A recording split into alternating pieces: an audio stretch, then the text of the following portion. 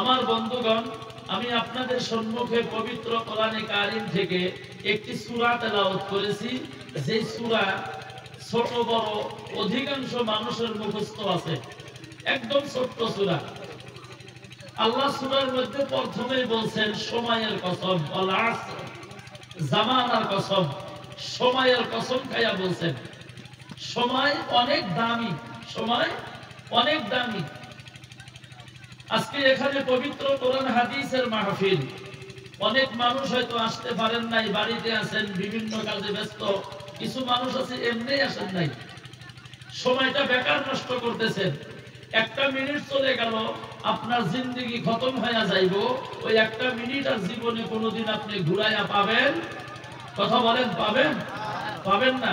আজকের একটা দিন চলে গেল, আগামীকাল যদি আপনি মনে করেন যে যাওয়া কালকের যে সময়টা আমার চলে গেল, এই সময়টা আমি যে কোনো হালাতে বের করব।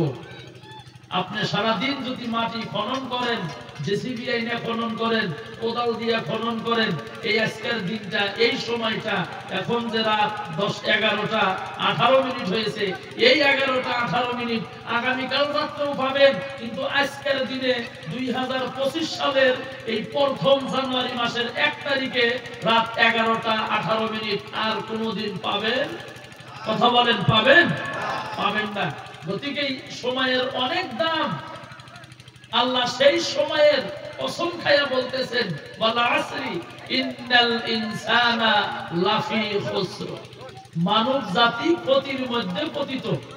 ইন্না মানে নিশ্চয়, আসলেই, বেশক, অবশ্যই।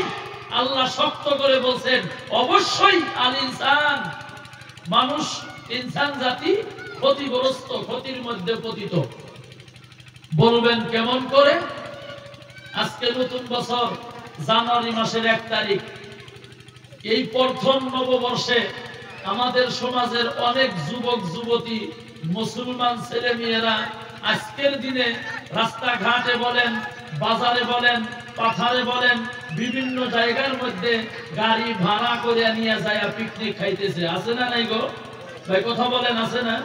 পাথারের মধ্যে তো এই জানুয়ারি মাসের প্রথম 1 সপ্তাহ 10 দিন মানুষের ছেলে মেয়েদের রাত্রিবেলায় গান বাজনা, ডিজে, ঢোল দোতরার সাউন্ডে বিভিন্ন জায়গায় আছে, মানুষে ঘুম পাড়তে পারে, বহুত জায়গা আছে ঘুম পাড়তে পারে না, ধুম ধুম ধুম ধুম শব্দ। আমার বন্ধুগণ, আজকে আপনি ডিজে বাজায়া মাটি কাঁপাইতেছেন, মনে রাখবেন, আবারও রিপিট করছি, আজকে আপনি ডিজে বাজায়া মাটি কাঁপাইতেছেন, আল্লাহ তাআলা আপনাকে একদিন এই মাটির মধ্যেই কাঁপাবে। কিয়ামতের দিন আপনিও কাঁপবেন, এটা মাথায় রাখবেন, মনে রাখবেন। আমার বন্ধুগণ, আমরা সকলেই জানি ইংরেজি নববর্ষের প্রথম মাসটার নাম হইল জানুয়ারি, এটা আমরা সকলেই জানি। কিন্তু মুসলমানদের ইসলামিক নীতি রীতি নিয়মে ইসলামিক নববর্ষের নাম, প্রথম নামটা কি ভাই? প্রথম মাসের নাম কি? আমরা অনেকেই জানি না, 2-1 জনে জানে, অধিকাংশ জানে না। আমরা এই তো মুসলমান। সেই জন্য আল্লাহ বলছেন ইন্নাল ইনসানা লাফি খুসর, মানব জাতি ক্ষতির মধ্যে পতিত। এমনি আল্লাহ বলেন নাই। প্রথম নববর্ষের নাম হইল ইসলামিক নিয়ম অনুযায়ী, আমার বন্ধুগণ, মুহররম মাস। কিন্তু এই মুহররম মাস কখন আসে, কখন চলে যায়, আমাদের মুসলমান সমাজের যুবক যুবতীরা জানে না। আমার বন্ধুগণ, মুসলমান ভাইয়ারা, সেই জন্য আল্লাহ তাআলা পবিত্র কোরআন শরীফের মধ্যে বলেন, ইয়া আইয়ুহাল্লাযীনা আমানু, জোরে জোরে বলেন না সুবহানাল্লাহ। ও বন্ধুগণ আমার, আল্লাহ জানাইয়া দিল, ও বিশ্বাসী বান্দাগণ, ঈমানদার যারা, ঈমান যারা গ্রহণ করেছে, আল্লাহ তাআলা তাদেরকে ডাক দিয়া বলতেছেন, ইত্তাকুল্লাহ, আমি আল্লাহকে ভয় করো। জোরে জোরে বলেন ভাই সুবহানাল্লাহ। কাকে ভয় করো? কথা বলেন, কাকে ভয় করো? বলেছেন কে? কথা কম না কেন? আল্লাহর নাম নিতে অসুবিধা আছে আপনি করে? কাকে ভয় করা লাগবে? বলছেন কে? আল্লাহ নিজেই বলছেন আমি আল্লাহকে ভয় করো। আমার বন্ধুগণ, হাক্কা তুকাতিহি, শুধু ভয় করলে হবে না, ভয় করার মতো করিয়া ভয় করো। জোরে বলেন সুবহানাল্লাহ। আমার বন্ধুগণ, এবার আমার প্রশ্নটা হলো, আমরা আল্লাহকে ভয় করি কি করি না? জোরে বলেন, আরো জোরে বলেন, ভয় করি না করি না? আপনারাই বলছেন আমরা আল্লাহকে ভয় করি। আমার বন্ধুগণ, মুসলমান ভাইয়েরা কেমন ভাবে ভয় করেন? এই মুখের দ্বারাই কিন্তু বললে হবে না। এই মুখ দিয়ে তো সকলেই বলে আল্লাহকে ভয় করি, আল্লাহকে ভয় করি, আল্লাহকে ভয় করি। না না, আমার বন্ধুগণ, মুখ দিয়ে বললে হবে না, অন্তর থেকে ভয় করা লাগবে। ধর্ম সভায় বসেছেন, ভয় থাকতে হবে কার? আরো জোরে বলেন। আপনি চাকরি করেন, আল্লাহকে ভয় করেন। আপনি মৌলানা, আল্লাহকে ভয় করেন। আপনি মুফতি, আল্লাহকে ভয় করেন। আমার বন্ধুগণ, আপনি ডিসি, এসপি, ডিএসপি, আপনি অ্যাডভোকেট, আমার বন্ধুগণ ম্যাজিস্ট্রেট, আপনি একজন ডক্টর, আপনি বহুত বড় মানুষ হয়ে গেলেন, বিজ্ঞান সাহিত্যিক, দার্শনিক, আমাদের মতো অনেক বক্তা আছে। ধরে নেন আপনি বক্তা হইয়া গেলেন, মুফতি মুহাদ্দিস হইয়া গেলেন, তারপরেও বন্ধুগণ আল্লাহ জানাইয়া দিল আমি আল্লাহকে ভয় করো। শুধু মুখের দ্বারাই না, হাক্কা তুকাতিহি, ভয় করার মতো করিয়া ভয় করো। ও মুসলমান বন্ধুগণ আমার, এবার আপনি বলেন তো দেখি, আল্লাহকে যদি কেউ ভয় করার মতো করিয়া ভয় করে, আপনি জোরে বলবেন, আওয়াজ দিয়ে বলেন, ওই মুসলমান জীবনে কোনোদিন ইংরাজি নববর্ষ আমার বন্ধুগণ পিকনিক খাওয়ার জন্য যাইতে পারে গো? কথা বলেন, যাইতে পারে? আল্লাহকে যদি ভয় করার মতো ভয় করে, নতুন বছর কোনোদিন ইংরাজি নববর্ষ পালন করতে পারে না। আল্লাহকে যদি ভয় করার মতো করিয়া ভয় করে, আমার বন্ধুগণ মুসলমান নামাজ ছাড়তে পারে না। আল্লাহকে যদি ভয় করার মতো করিয়া ভয় করে, ওই মুসলমান রমজান মাসে কোনোদিন ঘোটালা করতে পারেন না। আল্লাহকে যদি ভয় করার মতো করিয়া ভয় করে গো, আমাদের মা ভগ্নীগণ বেপরদায় ঘুরতে পারে না। জোরে বলেন, কথা ঠিক কি নয়? আমার বন্ধুগণ, আল্লাহকে কেমন করিয়া ভয় করবেন? চলে আসেন, একটা কথা বলি, মনোযোগ দিবেন, মা ভগ্নীগণ অ্যাটেনশন দিবেন। আমি লম্বা কথা বলবো না, যত তাড়াতাড়ি পারি সংক্ষিপ্ত করব। আমার বন্ধুগণ, আল্লাহর নবী সাল্লাল্লাহু আলাইহি ওয়াসাল্লামের জামানায় একজন মহিলা মানুষ, ঘটনাটা অনেক লম্বা আমার বন্ধুগণ, অনেক লম্বা ঘটনা। আমি সংক্ষিপ্ত বলার জন্য বন্ধুগণ চেষ্টা করব। ও মুসলমান বন্ধুগণ আমার, আল্লাহর নবীর জামানায় একজন মহিলা আমার বন্ধুগণ জেনা করেছে। জেনা করার পর আমার বন্ধুগণ আমার বন্ধু অনেক কয়েকদিন পর আমার বন্ধুগণ জেনা করার পর ওই মহিলাটার গর্ভের মধ্যে বন্ধুগণ একজন সন্তান জন্ম নিয়ে নিল। আমার বন্ধুগণ যখন মহিলাটার গর্ভে সন্তান জন্ম নিয়ে নিল, ওই মহিলাটার মাথার মধ্যে বন্ধুগণ চিন্তা এসে গেল, টেনশন ধরিয়া গেল, আমি তো একজন গুনাহগার আল্লাহর বান্দি। আল্লাহ যদি আমাকে এই গুনার অবস্থায় জেনা করেছি, তওবা তো আমি করি নাই, আল্লাহ যদি আমাকে এই গুনাহগার অবস্থায় দুনিয়ার জমিন থেকে বিদায় করিয়া দেয় গো, আল্লাহর জাহান্নামের আগুনের মধ্যে আমার পোড়া লাগবে। আমি তো জাহান্নামের আগুন সহ্য করতে পারবো না, কারণ জাহান্নামের আগুন তামাম ভয়ানক আগুন, দুনিয়ার আগুন। বন্ধুগণ আমার, আপনার আঙ্গুলটা দিয়ে দিবেন বন্ধু, আপনার আঙ্গুলটা পূর্বে, মাথাটা দিয়ে দিবেন, মাথাটা পূর্বে, পাটা দিয়ে দিবেন, পাটা পূর্বে। আমার বন্ধুগণ, আপনার শরীরের যেই অংশ আগুনের মধ্যে দিবেন, ওই অংশটাই বন্ধুগণ আগুনের মধ্যে পূর্বে। কিন্তু জাহান্নামের আগুন বন্ধুগণ এমন না, 500 বছরের দূরত্ব রাস্তার থেকে যদি আপনার শরীরের মধ্যে জাহান্নামের আগুনের তাপ লাগে গো, জাহান্নামের আগুনের গরম যদি লাগে গো, আল্লাহ তাআলা আপনার এই মাথার মগজ মগজগুলা নাক দিয়া কান দিয়া বন্ধুগণ বাহির হইয়া যাইব, পেটের ভুঁড়ি চর্বি গোলারে বন্ধু পেশাব পায়খানার রাস্তা দিয়া বাহির হব। তাহলে চিন্তা করেন বন্ধুগণ আমার, জাহান্নামের আগুন আমার বন্ধুগণ কত ভয়ানক আগুন। মহিলার চিন্তা করে গেল, আমি তো জিনা করেছি, আমার গর্ভের মধ্যে আল্লাহ সন্তান দিয়া দিল, এই অবস্থায় এই হালাতে যদি আমি তো তওবা করি নাই, তওবাবিহীন যদি আমি দুনিয়া থেকে বিদায় হইয়া যাই, জাহান্নামের আগুনের মধ্যে আমার পোড়া লাগবো, আমি তো জাহান্নামের আগুন সহ্য করতে পারবো না। ও বন্ধুগণ আমার, এই মহিলাটা কি করলেন? আল্লাহর নবীর দরবারে চলে গেল। আল্লাহর নবীর দরবারে যাইয়া বলতেছেন, আসসালামু আলাইকা ইয়া রাসূলুল্লাহ, নবী গো আপনি আমার সালাম গ্রহণ করুন। আল্লাহর নবী গো, আমি এসেছি আপনাকে একটা কথা বলার জন্য। বলে, কি কথা? তুমি বলো। আমার কথাটা হইল নবী গো, লজ্জা শরমের কোনো কথা না, কারণ আমি গুনাহ করেছি, আল্লাহ যদি মাফ না করে আমাকে জাহান্নামের মধ্যে পড়তে হবে, আর আমি মহিলা, এই গুনাহ নিয়ে যদি কবরে যাই জাহান্নামের আগুন আমি সহ্য করতে পারবো না, সেই জন্য আপনার নিকটে আসলাম। আল্লাহর নবী বলল, এই মহিলা তুমি বলো কি হয়েছে? মহিলাটা ডাক দিয়ে বলতেছেন, আল্লাহর নবী গো, আমি একজন পুরুষের সাথে জিনা করেছি, জিনা করার পর আমার গর্ভের মধ্যে আল্লাহ সন্তান দিয়া দিল। ও নবী গো, আপনি দয়া করিয়া আমাকে তওবা পড়াইয়া দেন, তওবাবিহীন যদি আমি দুনিয়া থেকে বিদায় হইয়া যাই গো, জাহান্নামের আগুন আমি সহ্য করতে পারবো না। ও মুসলমান বন্ধুগণ আমার, আল্লাহর বান্দা নবীর উম্মতেরা গো, ঘটনা অনেক লম্বা, আমি সংক্ষিপ্ত করে দিলাম।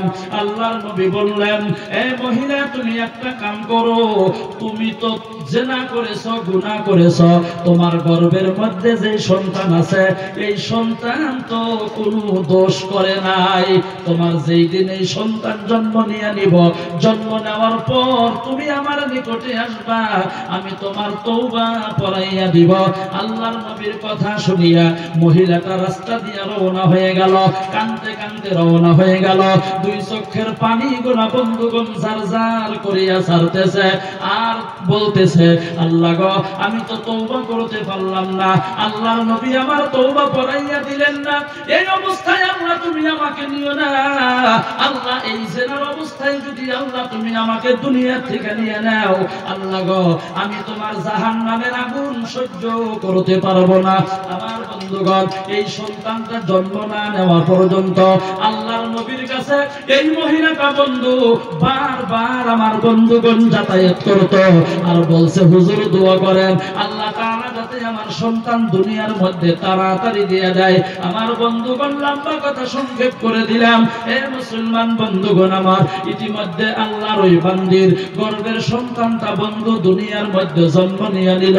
জন্ম নেওয়ার কয়েকদিন পর ওই সন্তানকে কোলের মধ্যে লইয়া আল্লাহর নবীর দরবারে আমার বন্ধুগণ হাজির হইয়া গেল। আল্লাহর নবীর চোখের মধ্যে পানি টলমল করে, জাহান্নামের আগুনের কত ভয়, এই মহিলাটার অন্তরের মধ্যে জাহান্নামের আগুনের কত ভয় গো। বারবার আমি নবীজির নিকটে মহিলাটা আসতেছে, কত ভয় তার অন্তরের মধ্যে। ও বন্ধুগণ আমার, আল্লাহর নবী বলতেছেন, মা, তোমার যে সন্তান জন্ম নিয়ে নিল, এই সন্তান কি তোমার বুকের দুধ খাওয়া ছাড়ছে কি ছাড়ে নাই? মহিলা ডাক দিয়া বললেন যে, নবী গো, আমার এই সন্তান এখন পর্যন্ত বুকের দুধ পান করা ছাড়িয়া দেয় নাই। আল্লাহর নবী বলল, যাও যাও, তাড়াতাড়ি চলে যাও, যেই দিন তোমার এই সন্তান বুকের দুধ পান করা ছাড়িয়া দিব, ওই দিন তুমি আমার নিকটে আসবা, তারপরে তোমার জেনার বিচার করব। মহিলা সন্তানকে কোলের মধ্যে লইয়া আমার বন্ধুগণ কাঁদতে কাঁদতে বাড়ির দিকে রওনা হয়ে গেল। আমার বন্ধুগণ যায় আর আল্লাহর কাছে দোয়া করে, মাবুদ এই অবস্থায় আমাকে আমাকে দুনিয়ার থেকে তুমি বিদায় করিও না। আমি যদি তওবাবিহীন দুনিয়ার থেকে বিদায় হইয়া যাই, আল্লাহ গো জাহান্নামের আগুন আমি সহ্য করতে পারবো না। আমার বন্ধুগণ, এবার চলে আসেন লম্বা কথা। এই কথার মাধ্যমে 2 মিনিটে একটা কথা বলি। বারবার জাহান্নামের কথা আসতেছে, সেই জন্য বলবো জাহান্নামের আগুন বন্ধুগণ এত ভয়ানক কি কারণে হলো। আমার বন্ধুগণ, আল্লাহর নবী আদম আলাইহিস সালাতু ওয়াস সালামকে যখন আল্লাহ তাআলা এই দুনিয়ার মধ্যে বন্ধুগণ প্রেরণ করলো, প্রথম মানব। আমার বন্ধুগণ, দুনিয়ার মধ্যে প্রেরণ করার পর কোনো গাছ বৃক্ষ নাই। আমার বন্ধু, গাছ বৃক্ষ তরুলতা, রাস্তার মধ্যে জঙ্গল আর জঙ্গল বন্ধুগণ, পাথর আর পাথর, কোনো বাড়ি ঘর নাই। আমার বন্ধুগণ, রাত্রি যখন গভীর হইয়া যায়, পোকা মাকড়ে বন্ধুগণ ঝি ঝি করা শব্দ করিয়া দেয়। আমার বন্ধুগণ, আদম নবীকে দেখার জন্য একটা হরিণের দল আমার বন্ধু চলে গেল। দুনিয়ার মধ্যে প্রথম মানব আল্লাহর নবী আদম সফিউল্লাহকে আল্লাহ দুনিয়ার মধ্যে পাঠাইয়াছে। আদম নবীকে বন্ধুগণ দেখার জন্য রওনা হয়ে গেল।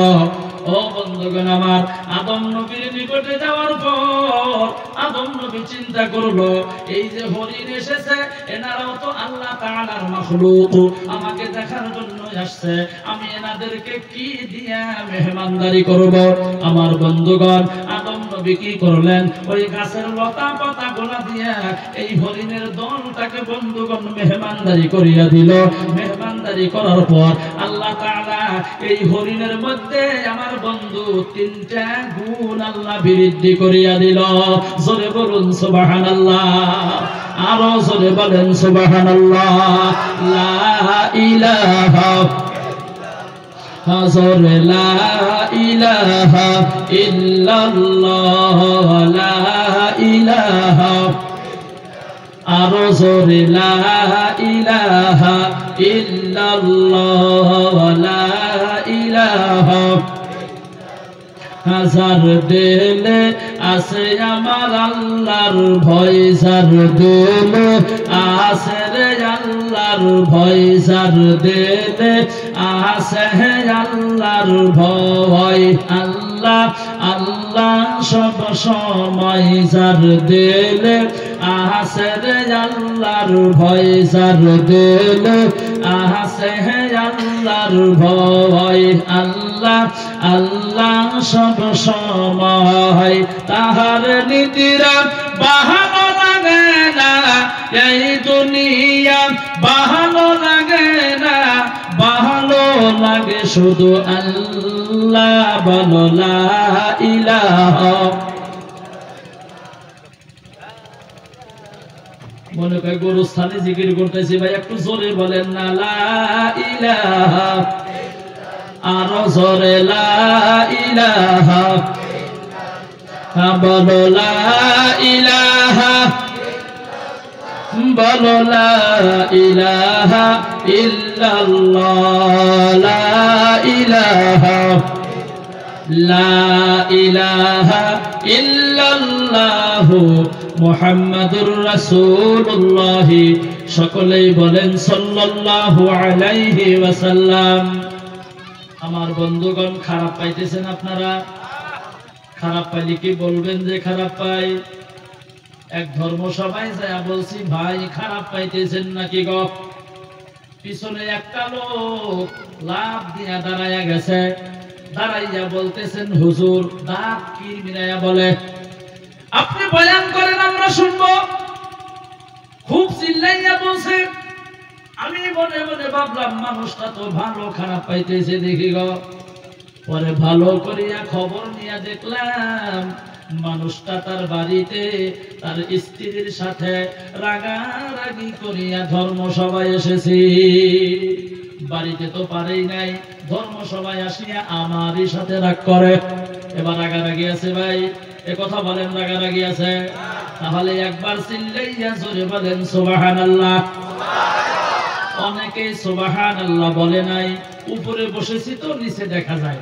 আর একবার সুবহানাল্লাহ বলবেন আর লক্ষ্য করবেন আপনার নিকটে যিনি বসে আছে, আপনার বগলে যিনি বসে আছে, চেয়ারে হোক নাইবা স্টেজে হোক নাইবা প্যান্ডেলের ভিতরে হোক, আমার বন্ধুগণ যদি সুবহানাল্লাহ না বলে তাহলে মনে করবেন তার বাড়িতেই গন্ডগোল আছে।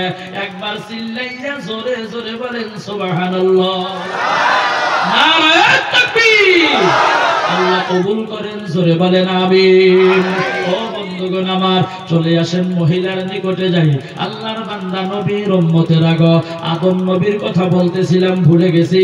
আদম আলাইহিস সালাতু ওয়াস সালাম ওই হরিণের দলটাকে মেহমানদারি করার পর আল্লাহ কয়টা গুণ বৃদ্ধি করিয়া দিয়েছে? জোরে বলেন, আরো জোরে বলেন। এক নম্বরে হলো হরিণকে দেখতে আমার বন্ধুগণ সুন্দর বানাইয়া দিল। দুই নম্বরে হলো হরিণের মাংসের মধ্যে আল্লাহ স্বাদ দিয়া দিল। হরিণ দেখতে সুন্দর না? মাংস স্বাদ লাগে না? নলঙ্গাতে যদি হরিণ জব করে, কোদাল কাটি লই রাজিবুল্লাহ ভাই যদি খবর পায়, কমসে কম ফোন কইরা কব হুজুর আমার জন্য এক কুয়া রাইখেন। কব না গো আমার বন্ধুগণ, তার মানে বোঝা গেল হরিণের মাংসের মধ্যে স্বাদ আছে। তিন নাম্বার গুণ আল্লাহ দিয়া দিল, হরিণের নাভির মধ্যে আল্লাহ নাভি কস্তুরি দিয়া দিল, অর্থাৎ নাভি দিয়া বাসনা কয় খুশবু দিয়া দিল। আমার বন্ধুগণ এই হরিণের দলটা রাস্তা দিয়া বন্ধুগণ যাইতেছে। দ্বিতীয় নাম্বার হরিণের দলের সাথে বন্ধুগণ মুলাকাত হইয়া গেল। ডাক দিয়া বলতেছেন তোমাদেরকে দেখতে সুন্দর, তোমাদেরকে দিয়া বাসনা কয়, কারণ কি বুঝলাম না। হরিণের দলটা বলল আদম নবী এসেছে দেখার জন্য গিয়েছিলেন, মেহমানদারি করার পর আল্লাহ তাআলা আমাদেরকে তিনটা গুণ দিয়া দিল। এই হরিণের দলটা বন্ধুগণ চলে গেল, তোমাদেরকে দেখতে সুন্দর, আমরা কেন অসুন্দর হইয়া থাকব? রওনা হয়ে গেল। আদম নবী প্রথম হরিণের দলের মতো করিয়া বন্ধুগণ মেহমানদারি করে দিল আমার বন্ধুগণ। কিন্তু দ্বিতীয় হরিণের দলটার মধ্যে আল্লাহ তিনটা গুণ দেন নাই বন্ধু, দুইটা গুণ আমার বন্ধুগণ দিয়া দিল। দুইটা কে দিল? এক নম্বরে গুণ হরিণকে দেখতে সুন্দর বানাইয়া দিল। দুই নম্বরে হলো হরিণের মাংসের মধ্যে বন্ধুগণ স্বাদ দিয়া দিল। তৃতীয় নাম্বার গুণ হলো নাভির মধ্যে আল্লাহ নাভি কস্তুরি দিলেন না। তিনটা আগে দিছে, পরের দুইটা। সেই জন্য মুসলমান বন্ধুগণ দেখবেন দুনিয়ার মধ্যে যত হরিণ আছে গো, প্রত্যেকটা হরিণের নাভির মধ্যে কিন্তু নাভি কস্তুরি নাই। এ বন্ধুগণ আমার, এই ঘটনাটা লেখা আছে হায়াতুল হায়াওয়ান নামের একটা উর্দু কিতাবের মধ্যে। এবার আদম নবীর খিদা লেগে গেছে, আল্লাহকে ডাক দিয়া বলে আল্লাহ আমাকে আগুনের ব্যবস্থা করিয়া দাও, আমি রান্না বান্না করব, আগুন কোথায় পাবো? আল্লাহ তাআলা বলল এ জিবরাইল জাহান্নামের মধ্যে থেকে তুমি এক টুকরা আগুন নিয়ে নাও, আদম নবীকে তুমি দিয়ে দাও, আদম নবী রান্না বান্না করব। আল্লাহর হুকুমে জিবরাইল জাহান্নামের মধ্যে থেকে এক টুকরা আগুন নিয়ে নিল, আদম নবীকে দিয়ে দিল, রান্না বান্না শুরু করিয়া দিল। আমার বন্ধুগণ ওই আগুন দিয়া যা বানাই গো, সমস্ত কিছু বন্ধুগণ পুইরা যায়। আমার বন্ধুগণ যেই পাল্লার মধ্যে পাতিলের মধ্যে বানায়, ওই পাতিল সহকারে বন্ধুগণ পুইরা যায়। কথা বোঝা যায় ভাই?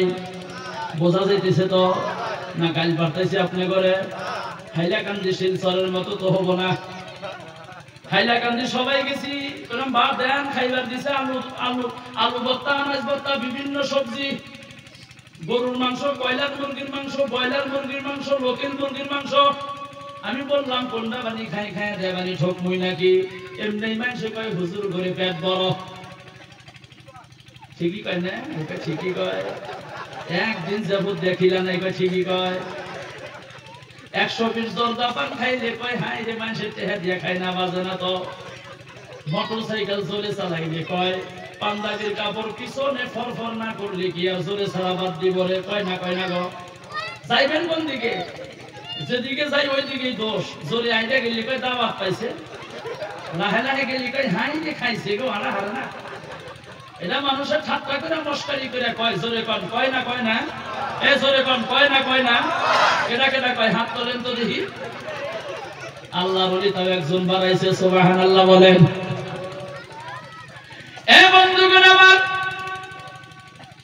আদম নবী এবার রান্না বান্না করতে পারেন না। মুসলমান বন্ধুগণ আমার, আগুনের এত তাপ, আগুনের এত গরম, যা রান্ধে পাল্লা সহকারে বন্ধুগণ ভইরা যায়। ও মুসলমান বন্ধুগণ আমার, আদম নবী আল্লাহকে ডাক দিয়া বলেন, আল্লাহ তুমি এইটা কেমন আগুন দিয়া দিলা গো? এই আগুন দিয়া তো আমি রান্না বান্না কিছুই করতে পারি না।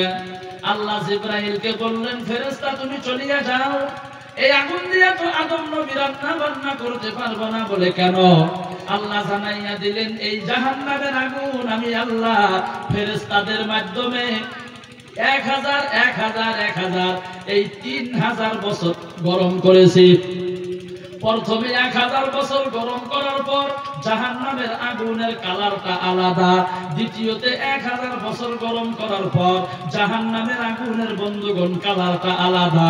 তৃতীয়তে 1000 বছর গরম করার পর আমার বন্ধুগণ জাহান্নামের আগুনের কালারটা আলাদা হইয়া গেল। যেমন আজকে আপনারা তবারক বানাইতেছেন, খিচুড়ি, খিচুড়ি আছে না নাই? খিচুড়ি বানাইতেছেন, আমার বন্ধু আইসালের মধ্যে খড়ি দিবেন, আগুন জ্বালাইয়া দিবেন, দেখবেন আগুনটা জ্বলতেছে বন্ধুগণ লাল, আগুনটা জ্বলতেছে দেখবেন লাল, আগুনটা জ্বলতে জ্বলতে দেখবেন কালো হইয়া গেছে, কয়লা হইয়া গেছে। আমার বন্ধুগণ জাহান্নামের আগুন 1000 বছর গরম করার পর, দ্বিতীয়তে 1000 বছর গরম করার পর, তৃতীয়তে আরো 1000 বছর গরম করার পর আমার বন্ধুগণ গরম করতে করতে আমার মুসলমান বন্ধু জাহান্নামের আগুনটা কালো হইয়া গেছে। বর্তমানও জাহান্নামের আগুন আমার বন্ধুগণ কালো।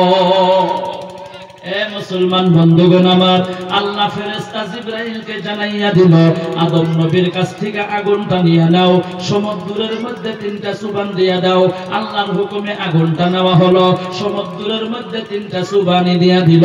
আল্লাহ জানাইয়া দিল, আদম নবীর যতটুকুন আগুনের দরকার তুমি দিয়া দাও, যতটুকুন আগুন বাইসা যায় পাথরের মধ্যে দিয়া দাও। সেই জন্য দেখবেন বন্ধুগণ আমার, পাথরের মধ্যে আগুন আছে, কথা বলেন আছে না নাই? ছোটবেলায় যখন আমরা পাথর দিয়ে 10, 20, 30 খাইছি, একটা পাথর যদি আরেকটা পাথরের মধ্যে একটু জোরে আঘাত লাগতো গো, আগুনের ফুসুরি বাহির হইতো। বোঝা গেল পাথরের মধ্যে আগুন আছে, পানির মধ্যে আগুন। বলবেন কেমন করে?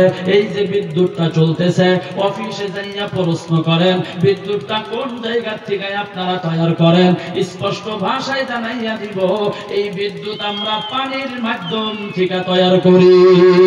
ও বন্ধুগণ আমার, তাহলে চিন্তা করেন জাহান্নামের আগুন কত ভয়ানক আগুন। আল্লাহর বান্দি আমার বন্ধুগণ সন্তান জন্ম নেওয়ার পর যখন আল্লাহর নবী বলল, তোমার বুকের দুধ যেদিন ছাড়বো ওই দিন তুমি আসবা, তোমার তওবা ফরাইয়া দিব। আল্লাহর বান্দি এবার রাস্তা দিয়ে সন্তানকে কোলের মধ্যে লইয়া যায় আর দোয়া করে, আল্লাহ গো, আমি যদি তওবা ছাড়া দুনিয়া থেকে বিদায় হইয়া যাই, জাহান্নামের আগুন আমি সহ্য করতে পারবো না। ও বন্ধুগণ আমার, ছোট্ট বাচ্চা কোলের মধ্যে লইয়া আল্লাহর ওই বান্দি জিনাকারিনী মহিলা খানি কান্দে আর দোয়া করে। আল্লাহর নবীর কাছে বারবার আমার বন্ধুগণ যাতায়াত করে। ও মুসলমান বন্ধুগণ আমার, আল্লাহর ওই বান্দি কি করলো? জিনাকারিনী মহিলা, ছোট্ট বাচ্চা বন্ধুগণ কিছু তো বোঝে না। ও বন্ধুগণ আমার, 4-5 মাস যখন বয়স হবো কিছু বোঝে না। আগুন যদি সামনে দিয়া দেন, ওই বাচ্চাটা আগুনটা ধরার জন্য চেষ্টা করব, কথা কন করব না, হাত পুইরা যাইব এইটা বুঝবো না, আগুনটা ধরার জন্য চেষ্টা করব।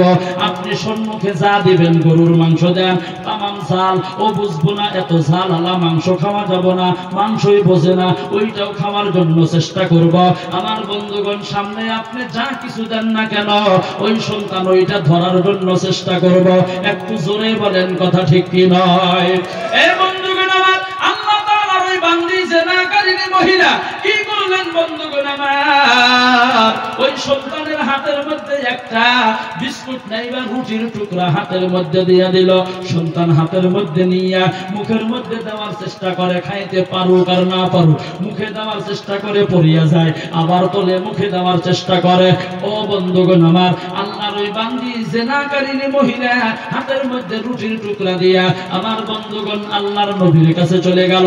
যাইয়া বলতেছেন, নবী গো, আপনি বলেছেন সন্তান যেই দিন খাওয়া শিখবে ওই দিন আমার জিনার বিচার করবেন। আমার সন্তান খাওয়া শিখছে, আপনি দয়া করিয়া বিচারটা করিয়া দেন। আল্লাহর নবী ডাক দিয়া বলে সাহাবায়ে কেরামগণকে বললেন, এ আমার সাহাবারা, তোমরা এই যে মহিলার কোলের মধ্যে জেনাকারিনী মহিলার কোলের মধ্যে যে সন্তান দেখতেছ, এই সন্তানের রক্ষণাবেক্ষণকারীর দায়িত্ব তোমরা কে নিয়ে নিবা? আমার বন্ধুগণ, আল্লাহর নবীর একজন সাহাবী দাঁড়ায় গেল, ডাক দিয়া বলছেন, নবী গো, এই সন্তানের দায়িত্ব আমি সাহাবী কাঁধের মধ্যে গ্রহণ করে নিলাম।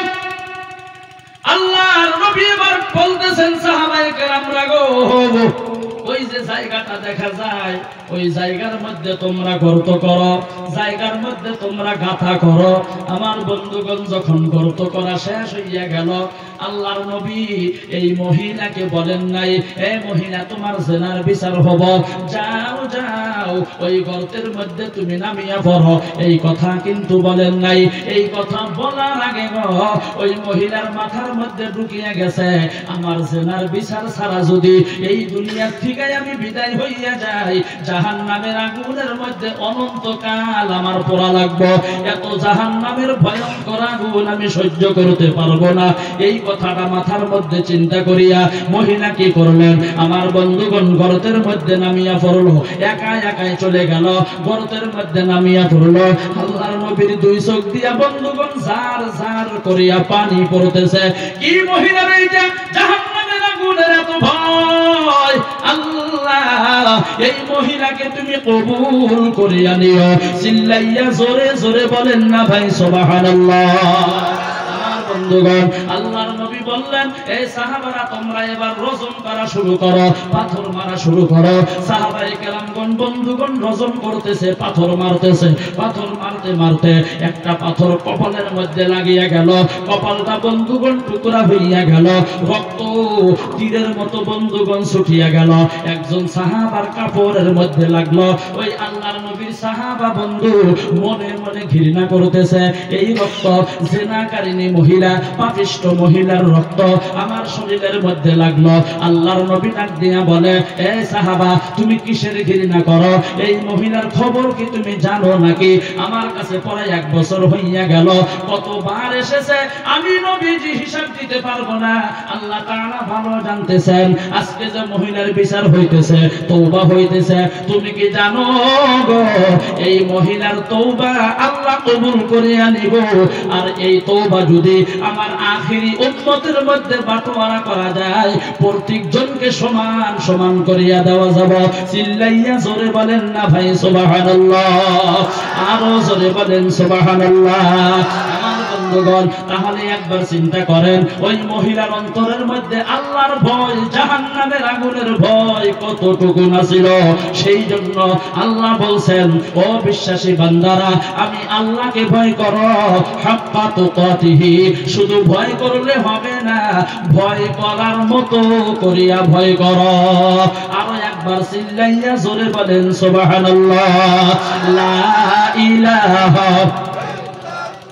বলো লা ইলাহা ইল্লাল্লাহ, লা ইলাহা, হাজর লা ইলাহা, বলো লা ইলাহা।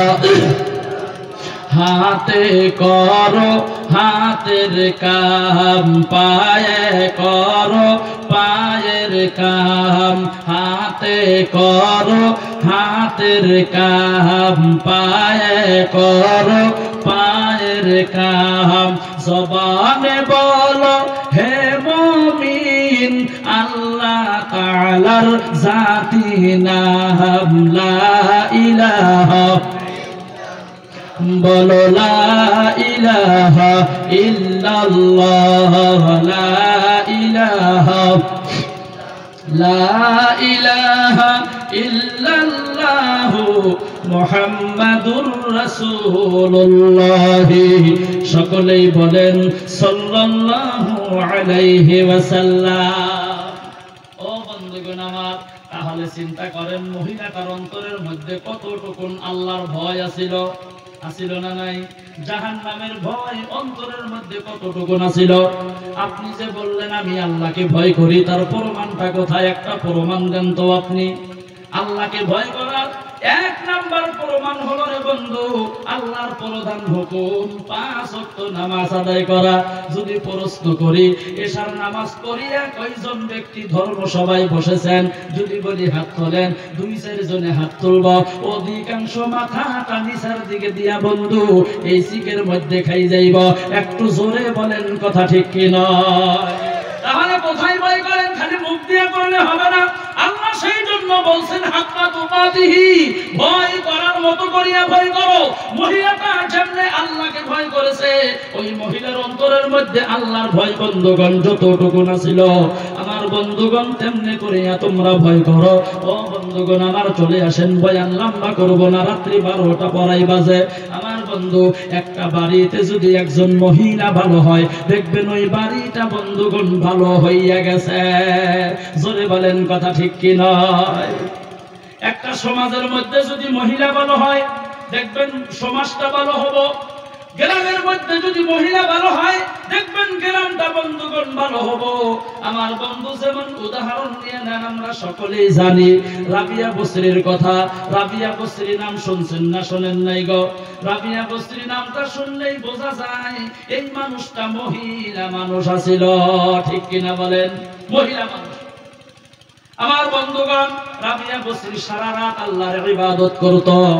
আমার বন্ধুগণ রাত্রে যখন ঘুম ধরত, কানের মধ্যে বন্ধুগণ সুতা বান্ধিয়া দিয়া, আমার বন্ধু ঘরের বেড়ার মধ্যে একটা সুতা নিয়ে ওই মাথাটা বন্ধুগণ বান্ধিয়া দিত। ইবাদত করতে করতে যখন ঝুম ধরিয়া যাইত, রাবিয়া বসরি বন্ধু যখন ঝুম ধরিয়া পয়দা যাইবার নইছে রে বন্ধু, এই সুতাটা কানের মধ্যে টান লাগতো, শয়তান পাইতো। চোখ দুইটা বন্ধুগণ ডইলা ডইলা বলছে, এই চোখ রাবিয়া বসরির চোখ, দুনিয়াটা ঘুমের জায়গা না, দুনিয়াটা হইল আল্লাহ তাআলার ইবাদতের জায়গা। তুই ঘুম পারবি দুনিয়ায় না, অনন্তকাল তুই জান্নাতের মধ্যে ঘুমাবি। জোরে বলুন সুবহানাল্লাহ। তাহলে রাবিয়া বসরি কেমন আছিল? আমার বন্ধুগণ, ওই রাবিয়া বসরির গ্রামে একজন চোর আছিল। ওই চোর 30 বছর ধরিয়া চুরি করে রে বন্ধু, জীবনে কোনোদিন ধরা পড়েন নাই। আমার বন্ধুগণ, একদিন রাবিয়া বসরির বাড়িতে চুরি করার জন্য গেল, যাইয়া দেখে গো রাবিয়া বসরি নামাজের মধ্যে বন্ধুগণ দাঁড়ানো। সুবহানাল্লাহ বলেন। রাবিয়া বসরি নামাজে দাঁড়ানো। চোর চিন্তা করলেন এই বাড়িতে চুরি করা যাবে না, 30 বছর ধরে চুরি করি, যেই বাড়িতে গেছি কোনোদিন নামাজি মানুষ পাই নাই, আজকে জীবনের প্রথম আমি নামাজি ব্যক্তি পাইলাম।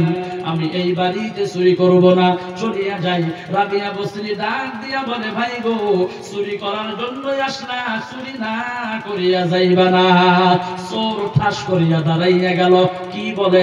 নামাজের মধ্যে বলে কথা বলা লাগে না।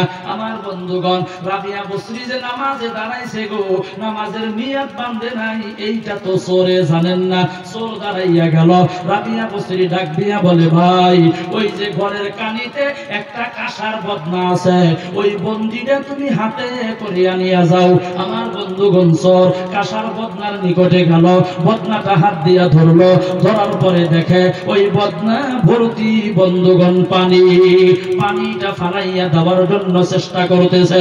রাবিয়া বসরি ডাক দিয়া বলে, ভাই গো, চুরি যদি করবা পানিটা ফালাইয়া দিও না, তুমি ওযুটা বানাইয়া তারপরে চুরি করো। সুবহানাল্লাহ বলেন। ওযু বানাও, তারপরে চুরি করো। চোর চিন্তায় পড়ে গেল, সর্বনাশ, আমার জীবনে তো কোনোদিন আমি ওযু করি নাই, কেমন করে ওযু করা লাগে তাও তো জানি না। আমাদের সমাজের মধ্যে অনেক যুবক যুবতী আছে গো, বর্তমানও ওযুটা ভালো করিয়া করা জানে না। কথা বলেন আছে না নাই? এ জোরে বলেন না আছে না নাই? অনেক আছে। আমি 3 দিনকার মেসাবে গেছিলাম স্কুলের স্টুডেন্ট নিয়ে। 3 দিনকার। এক স্টুডেন্টকে হুজুর বাইরে যাও, ঠিক আছে যাও। বাইরে থেকে আইসা ওযু করতেছে, আমিও বাইরে আইছি বারান্দায় মসজিদের, ওযু করতেছি। ওই ওযু করতেছে, আমি খাড়া থেকে দেখি কিভাবে করে ওযু করে। এই ওযু করতেছে, আগে পাও ধরে। আমি ডাক দিয়া বললাম, বাবা কি করো? কই হুজুর ওযু করি। পাও দাও কেন? কই হুজুর তলে থেকে উপরে উঠি। চিন্তা করছেন, তলে থেকে উপরে উঠে ওযু করতেছে। ওযু হবো, কথা কয় না, ওযু হবো, ওযু জানে না। আমার বন্ধুগণ, একজন ব্যক্তি বিবাহ করব, ফোন কইরা বলে হুজুর তাড়াতাড়ি আসেন কেন? আমাকে দেখতে আসতেছে। চলিয়া গেলাম। আমার বন্ধু যাইয়া বলছি, বলো কি বলবা? আমাকে দেখার জন্য আসতেছে। যদি প্রশ্ন করে, উত্তর যদি না দিতে পারি গো, তাহলে তো শরমের কথা। আমি বললাম তুমি কালিমা জানো? বলে জানি। ওযু জানো? জানি। নামাজ পড়ো মধ্যে মধ্যে। ওযুর ফরজ কয়টা? কয় সেটা তো জানি না। ওযুর ফরজ কয়টা গো? কথা কয় না, কয়টা গো? 4টা। আমি বলে দিলাম ওযুর ফরজ যদি জিজ্ঞাসা করে তুমি বলবা 4টা। কি কি? কই হুজুর 4টা সেইটাই জানি না। কি কি যদি বলে কেমন করিয়া বলবো? আমি বললাম কি কি যদি বলে আমি একটা কাম করব। এখন যদি বলি তোমার মনে নাও থাকতে পারে। কি কি বলার লগে লগেই আমি হাত দুইটা নিয়ে মুখের মধ্যে এমন এমন করব। তুমি বলবা 1 নম্বরে মুখমণ্ডল ধোয়া। যখন যেখানে ইশারা করব তুমি বলবা ওইটা দেওয়া। কই হুজুর ভালো বুদ্ধি দিয়ে দিলেন। ইতিমধ্যে দেখার জন্য চলিয়া আসলো। ও বন্ধুগণ, আমার জিজ্ঞাসা করলো, বাবা তোমার নাম কি? বলে অমুক আলী। তুমি ওযু জানো? বলে জানি। নামাজ পড়ো মধ্যে মধ্যে। ওযুর ফরজ কয়টা? কয় 4টা। কি কি? আর বলা পারে না, খালি টেরু চোখে না বন্ধুগণ আমারে দেখে। আমি ইশারাও করি না, যুবক বলতেও পারেন না। 1 মিনিট পরে লক্ষ্য করিয়া দেখি যুবক ঘাইমা গেছে। এ বন্ধুগণ আমার, আমি লগে লগে হাত দুইটা নিয়ে মুখের মধ্যে এমন এমন করলাম। যুবক বলে 1 নম্বরে মুখ ধোয়া, 1 নম্বরে মুখ ধোয়া, 1 নম্বরে মুখ ধোয়া। যারা দেখার জন্য আসছে তারা ডাক দিয়ে বলে, বাবা বুঝলাম 1 নম্বরে মুখ ধোয়া। 2 নম্বরে কি? আমার বন্ধুগণ, আমি হাতা গোছাই আর নামাই। বলে 2 নম্বরে হাত ধোয়া, 2 নম্বরে হাত ধোয়া। বলে 3 নম্বরে কি? আমার মাথার টুপি একবার খুলি বন্ধুগণ, আর একবার লাগাই। আমি টুপি খুলি আর লাগাই, টুপি খুলি আর লাগাই। যারা দেখার জন্য এসেছে তারা ডাক দিয়া বলে, হুজুর গো বারবার টুপি খোলেন আর লাগান কেন? আমি বললাম মাথা গরম। আমি বললাম মাথা গরম কারণ যুবক তো বলতে পারে না 3 নম্বরে সর মুছে করা নাইবা মাথা মুছে করা। এই ভাষা, এই শব্দ তো বন্ধুগণ যুবকের জানা নাই। আমার বন্ধুগণ, এখন যুবক যদি ডাক দিয়া বলে গো 3 নম্বরে মাথা ধোয়া, তাহলে তো সারা শরীর বন্ধুগণ ভিজা যাইব। ও মুসলমান বন্ধুগণ আমার, এমনি ওযু কারনেওয়ালা আমার বন্ধুগণ ওযু জানে না এমন যুবক যুবতী আমার বন্ধু আমাদের সমাজের মধ্যে আছে কি নাই? একবার চিল্লাইয়া বলেন, আছে না নাই গো? এ মুসলমান বন্ধুগণ আমার, অনেক আছে ওযু জানে না।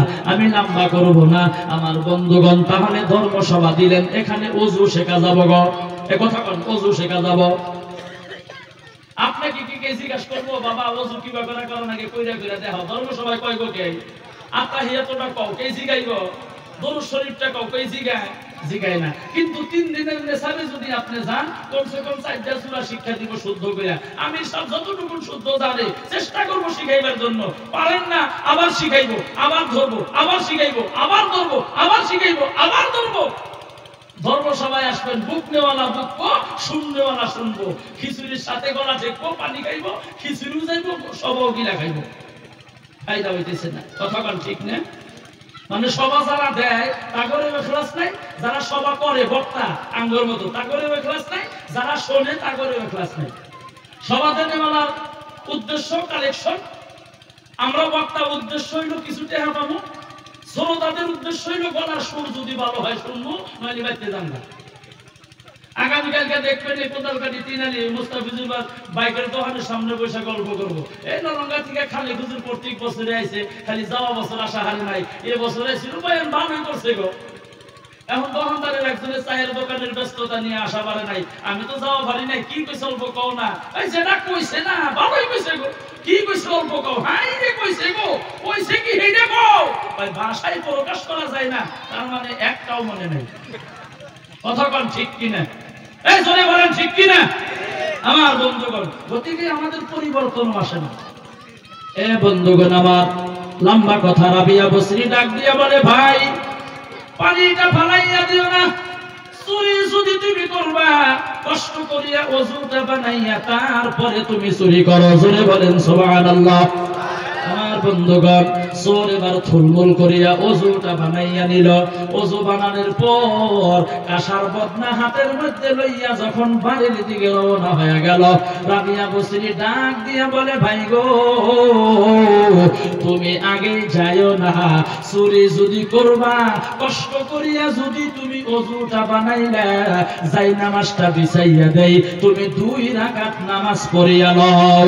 একটা জবান বন্ধ রাখবেন না, মুসলমান হিসাবে চিল্লাইয়া বলেন সুবহানাল্লাহ। হ্যাঁ, যাই নামাজটা বিছাইয়া দেই, 2 রাকাত নামাজ পড়িয়া নাও। চোরের তো মাথা গরম, টেমা গরম, সর্বনাশ কি হইল এটা? ওযু জানি না, নামাজও জানি না, কেমনেই নামাজ পড়বো? আমাদের সমাজে অনেক মানুষ আছে বন্ধুগণ, নামাজ জানে না। কথা বলেন, আছে না নাই? আরো জোরে বলেন, আছে না নাই? নামাজ পড়ে তো নামাজের মধ্যে কথা কয়। ডুবরিতে ধর্ম সবাই গেছি, আমার বন্ধুগণ মাগরিবের আজান দিয়া দিল, মসজিদে গেলাম, 1 রাকাত চলে গেল, 2য় রাকাতে বন্ধুগণ দাঁড়াইয়া গেছি, ইতিমধ্যে কিরিং কিরিং রিংটোন বাজে। আমি ভাবলাম আমারই ফোন আসলো নাকি, দেখি না, আমার নিকটে একজন যুবক লং প্যান্ট শার্ট পরা দাঁড়াইয়া আছে। পকেটের থেকে মোবাইলটা বাহির করিয়া রিসিভ করিয়া বলে, হ্যালো, নামাজে আছি, পরে ফোন কইরো। নামাজের মধ্যে, হ্যালো, নামাজে আছি, পরে মারো। আইনি ব্যস্ত গো। বগলে যারা দাঁড়ানো ছিল বন্ধু খল্লত কইরা এসে দিছে। আমার মাথার মধ্যে পাগড়ি জুব্বা লাগানো মুখ্য অতিথি। এখন আমি চিন্তা করলাম, যদি আমিও আসি গো, মানুষে কবো যে বক্তাও আসে। বহুত চেষ্টা করলাম, আসবো না, কিন্তু রাখা পানির বন্ধু বাড়াইয়া গেছে গা। কি করবেন, উপায় নাই, পরিস্থিতি বাধ্য করছে। নামাজের মধ্যে কথা কওয়া লাগে না, এটাও জানে না। এক মসজিদে নামাজ পড়তেছি, ইমাম সাহেব এশার নামাজ, সূরাতুল ফাতিহা পড়তেছে, আলহামদুলিল্লাহি রাব্বিল আলামিন আর রহমানির রহিম মালিকি ইয়াউমিদ্দিন ইয়্যাকা না'বুদু ওয়া ইয়্যাকা নাস্তাঈন ইহদিনাস সিরাতাল মুস্তাকিম সিরাতাল লাযীনা আন'আমতা আলাইহিম গায়রিল মাগদুবি আলাইহিম ওয়ালাদ-দাল্লিন। সূরা পড়তেছেন, তেলাওয়াত করতেছে, হঠাৎ করে বন্ধুগণ কারেন্টটা চলে গেল। যায় না, যায় না? কতক্ষণ যায় না? নামাজ পড়তে পড়তে হঠাৎ করে লাইন যায় না গো, লাইনটা চলে গেল। পিছনে একটা মুক্তাদি পাই, হ্যাঁ, ইমাম সাহেব সূরা পড়তেছে, ইতিমধ্যে পাশে দিকে লাইন গেছে গা, মুক্তাদি পাশে দিকে, হ্যাঁ, মানে লাইন গেছে গা। এই হ্যাঁ, নামাজ হবো, এই কথা কয় না, নামাজ হবো গো, নামাজ হবো না। নামাজে যে কথা কওয়া লাগে না, এটাও জানে না। আমার বন্ধুগণ, কিন্তু পৃথিবীর মধ্যে যত ইবাদত আছে, সমস্ত ইবাদত আল্লাহ তাআলা জিবরাইলের মারফতে নবী পর্যন্ত পৌঁছাইয়া দিল। একটা ইবাদত নামাজ, আল্লাহ আল্লাহর নবীকে ডাক দিয়া বন্ধুগণ ডাইরেক্ট দিয়া দিল, 50 ওয়াক্ত নামাজ দিয়া দিল। মুসা নবীর সাথে রাস্তার মধ্যে মুলাকাত, আল্লাহর নবী মুসা বললেন, আল্লাহর নবী গো পারবে না, কমাইয়া আনেন। কমাইতে কমাইতে বন্ধু 5 ওয়াক্ত রয়ে গেল। আল্লাহর নবী ডাক দিয়া জানাইয়া দিল, এই 5 ওয়াক্ত নামাজ যদি কেউ ইহতিমামের সহিত আদায় করে, আল্লাহ তাআলা ওই ব্যক্তির নামাজ আমলের মধ্যে 50 ওয়াক্ত নামাজের সওয়াব দিয়া দিব। আরো জোরে বলেন সুবহানাল্লাহ। আমার বন্ধুগণ, আল্লাহর নবী আরো জানাইয়া দিল, 5 ওয়াক্ত নামাজ যদি কেউ আদায় করে গো, আল্লাহ তাআলা 5টা পুরস্কার দিয়া দিব। জোরে বলেন, কয়টা? 5টা পুরস্কার দিয়া দিব। 1 নাম্বার পুরস্কার হলো রিজিকের জিম্মাদারি আমার আল্লাহ তাআলা নিজেই গ্রহণ করিয়া নিব। চিল্লাইয়া বলেন সুবহানাল্লাহ। রিজিকের জিম্মাদারি কার? রিজিকের জিম্মাদারি যদি আল্লাহ গ্রহণ করে, আমার আপনার কোনো চিন্তা আছে গো? কোনো চিন্তা নাই। এই জালিম উলামা করে দেখেন না, মসজিদে ইমামতি কইরা হেরা সারা বছরে পায় 50,000, কিন্তু আমরা মাসে পাই 50,000, তাও আমার অভাব ফুরাই না। এরা 50,000 টাকা দিয়ে দেখবেন মাঠ মাঠ করে চলে, আতর আতর বাসনা কয়, পাঞ্জাবি কর করা ইস্তারি থাকে, থাকে না? বরকত দেনেওয়ালা মালিককে 50,000 দরমহা পায়, তাও দেখবেন পাঞ্জাবি গইসা যাইতি যাইতি, শাক গইসা যাইতি যাইতি পিঠ পাইছে। এরা 2,000 3,000 দরমহা পায়ও দেখবেন পাঞ্জাবি কর করা ইস্তারি আতর আতর বাসনা কয়, 5 ঠিক আছে, এবার মন না, এত বাসনা তো পাইব না। আদর ভাই কি আপনি যেটা লাগাই আপনিও হেঁটেই লাগান, কিন্তু আপনি তো বছরে একবার লাগান আর আমার পকেটে 24 ঘন্টা থাকে, তো বাসনা করে দিয়ে কব না আপনি করে দিয়ে কব, আমরাও রাখেন আপনি দিয়ে কব। তো বরকত দেওয়ালা মালিক কে? আরো জোরে বলেন। সন্দেহ আছে? তাহলে একটা জবান বন্ধ রাখবেন না, চিল্লাইয়া কোন বরকত দেওয়ালা মালিক কে? আল্লাহ। বরকত উঠাইয়া নেওয়ার মালিক আল্লাহ। আমার বন্ধুগণ, 2 নাম্বার পুরস্কার আমলনামা ডান হাতের মধ্যে দিয়ে দিব।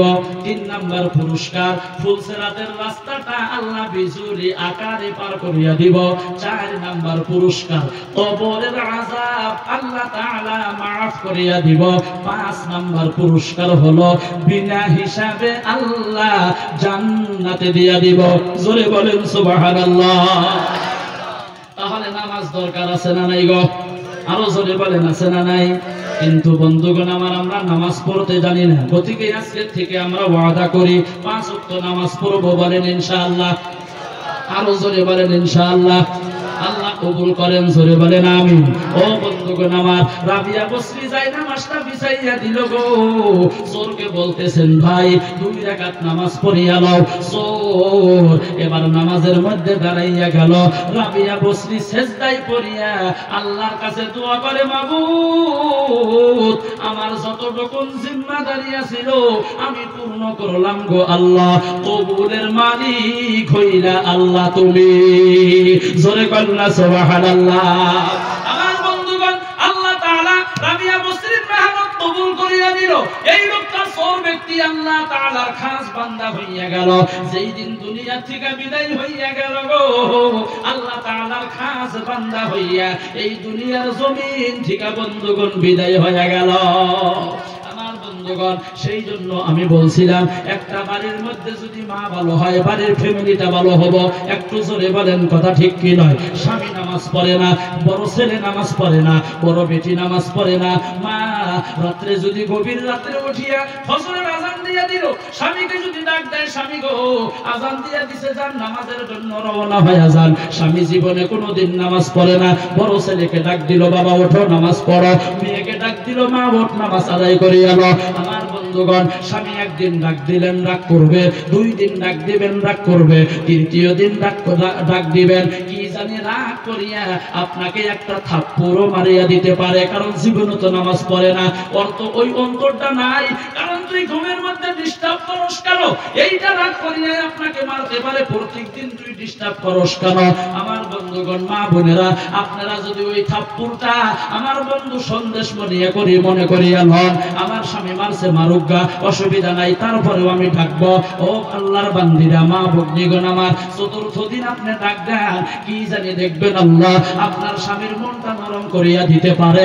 আল্লাহ তাআলা কি জানি এমন করিয়া দিতে পারে, স্বামী মনে মনে ভাবতে পারে প্রত্যেক দিন ডাক দিল, এত রাগ করা করলাম, মায়েরও দিলাম, তারপরেও টাকা বাদ দেয় না। যাই তো দেখি আজকে ফজরের নামাজটা পড়িয়া লই। মসজিদে যাইয়া আমার বন্ধুগণ যখন ফজরের নামাজটা আদায় করব, আদায় করিয়া যখন 5 মিনিট 10 মিনিট সময় রে বন্ধু রাস্তা দিয়ে যখন ঘোরাফেরা করব, নাইবা মসজিদ থেকে বাড়িতে যাইতে 2 মিনিট লাগে, বাড়ির দিকে রওনা হয়ে গেল। আমার বন্ধুগণ, ওই সকালবেলা রে বন্ধু ফজরের নামাজ পড়ার পর যে ওমা ঠান্ডা একটা হাওয়া লাগে, কথা কন লাগে না লাগে না?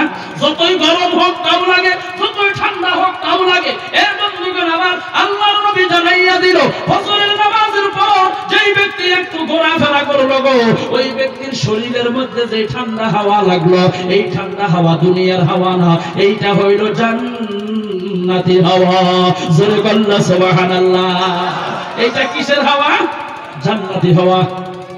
আমার বন্ধুগণ, এবার কইরা যদি একদিন ফজরের জন্য যায়, এ বন্ধুগণ আমার, 2য় দিন দেখবেন আর দেরি করব না, কারণ একদিন ফজর পড়ার পরে অন্তরটা ভালো লাগে, শরীরটা পাতলা লাগে। আমার বন্ধুগণ, শরীরটা মেজাজটাও ভালো হয়। এ বন্ধুগণ আমার, আল্লাহর নবী জানাইয়া দিল, এবার ফজরের নামাজ পড়ার পর আপনি চাকরির জন্য গেলেন, আমি বয়ান দেওয়ার জন্য গেলাম, আপনি স্কুলে পড়ার জন্য গেলেন, মা ভগ্নীগণ বাড়ির সংসারের কাম করতেছে, আপনি ঠিকাদারি করার জন্য গেলেন, আপনি রিকশা চালক রিকশা লইয়া গেলেন, আপনি বন্ধুগণ মজদুর হাজিরা করেন, হাজিরা করার জন্য গেলেন, আপনি কিষান খেতে চাষ করার জন্য গেলেন, অর্থাৎ আপনি যেই কর্ম করেন কর্ম করার জন্য গেলেন গো, আল্লাহর নবী জানাইয়া দিল ওই ব্যক্তি নিজের কর্মের জন্য যায় নাই, ওই ব্যক্তি আল্লাহ তাআলার ইসলামের পতাকা হাতের মধ্যে লইয়া ইসলামের দাওয়াত দেওয়ার জন্য রওনা হয়ে গেল।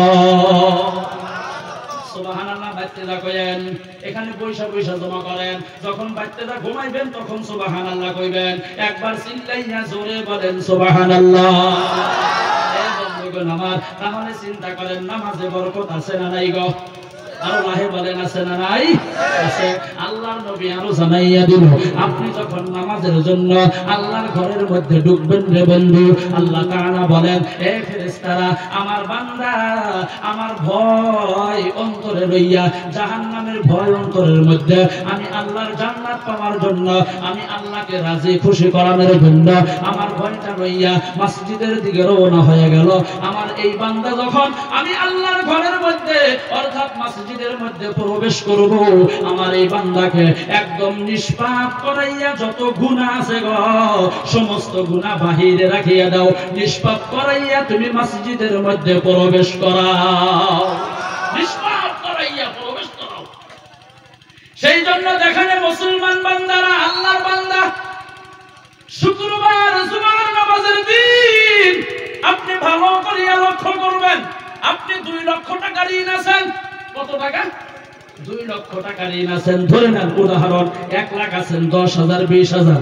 আমার বন্ধুগণ রাত্রি পুয়াইয়া গেলে আপনার কাছে বন্ধুগণ মানুষে টাকার জন্য আসবো, চিন্তা টেনশন ভালো লাগে না, এত চিন্তা কি করবেন? চিন্তা দূর করার জন্য বন্ধুগণ সিগারেট খাইতেছেন, চিন্তা দূর করার জন্য বিড়ি খাইতেছেন, চিন্তা দূর করার জন্য সাদা খাইতেছেন, চিন্তা দূর করার জন্য শরাব পান করতেছেন রে বন্ধু, চিন্তা দূর করার জন্য ভাং গাঁজা খাইতেছেন।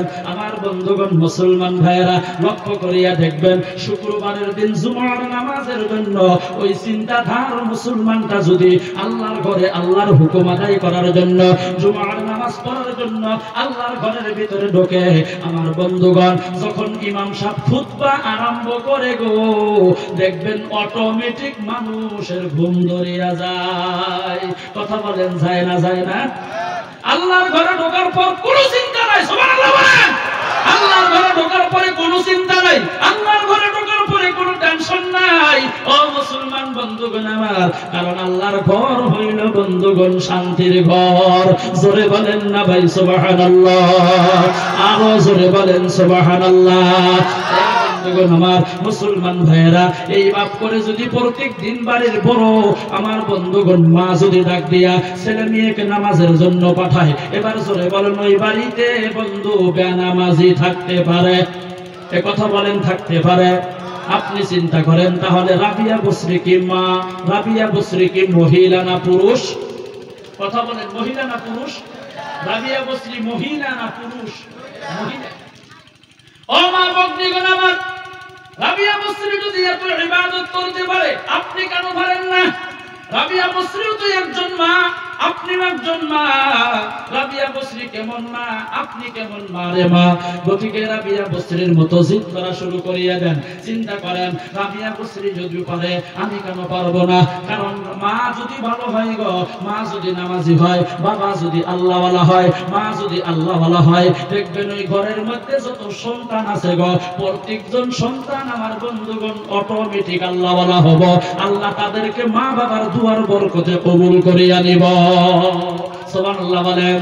পৃথিবীর মধ্যে যত বুজুর্গ আছে, আমি পড়াই জায়গার মধ্যে বয়ানটা করি, পৃথিবীর মধ্যে যত বুজুর্গ আছে, বড় পীর আব্দুল কাদের জিলানী রহমাতুল্লাহ আলাইহি থেকে আরম্ভ করে আমাদের বাসকান্দি হুজুর রহমাতুল্লাহ আলাইহি পর্যন্ত, কুতুবউদ্দিন বখতিয়ার কাকি রহমাতুল্লাহ আলাইহি থেকে আরম্ভ করে আল্লামা শামসুদ্দিন আলতামাশ রহমাতুল্লাহ আলাইহি পর্যন্ত যত বড় বড় বুজুর্গ আছে গো, আপনি বুজুর্গদের জীবনীটা স্টাডি করবেন বন্ধুগণ আমার। তারা কিন্তু এমনি বুজুর্গ হইতে পারেন নাই, এমনি কিন্তু আল্লাহর খাস বান্দা হইতে পারেন নাই আমার বন্ধুগণ। তারা যে এত বড় বড় বুজুর্গ হইয়া গেল, বুজুর্গ হওয়ার পিছনের 1 নাম্বার কারণ হলো আমার বন্ধুগণ দরদের মা বাবার দোয়া। জোরে বলেন না সুবহানাল্লাহ, আরো জোরে বলেন সুবহানাল্লাহ। এই যে মাননীয় সভাপতি আমার দাদা চেয়ারের মধ্যে বসে আছে, আমি যে কয়েকবার আপনাদের এখানে আসলাম, শুধু যাওয়া বছর আসতে পারি নাই। আমার বন্ধুগণ, প্রত্যেক বছর দেখি দাদা সভাপতি। বন্ধুগণ আমার, মুসলমান ভাইয়েরা, একটা কথা বলতে পারেন আপনারা, এনাকে সভাপতি দেই, তার কারণটা হলো গ্রামের মধ্যে সব থেকে বড় মুরব্বী, সেই জন্য। আমার বন্ধুগণ, আমি বলবো না না, আমার বন্ধু মুসলমান ভাইয়েরা, এনাকে সভাপতি দেন, তার কারণটা হলো আমি তো দাদার অতীত জানি না, কিন্তু একটা কথা গ্যারান্টি দিয়া বলতে পারি, আজকে সবার মধ্যে সব থেকে বেশি পাওয়ার দাদা। কথা বলেন ঠিক কিনা? সভাপতির পাওয়ার। আমি বক্তব্য দিতেছি, ইচ্ছা যদি করে এক্ষুনি আমার বক্তব্য বন্ধ করিয়া দিতে পারে। জোরে বলেন, পারে না? পারে না। বন্ধুগণ আমার, এত পাওয়ার ইজ্জত আল্লাহ কেন দিল? তার কারণটা হলো আমি দাদার অতীত জানি না। একটা কথা গ্যারান্টি দিয়ে বলতে পারি গো, দাদার পিছনে দাদার মা বাবার দোয়া আছে। জোরে বলেন না সুবহানাল্লাহ। এবার আপনি বলতে পারেন, তাহলে কি আমাদের পিছনে নাই? না না, এমনটা না, আপনাদের পিছনেও মা বাবার দোয়া আছে গো। কারণ অনেক মানুষ বন্ধু এই গ্রামের মধ্যে আছে।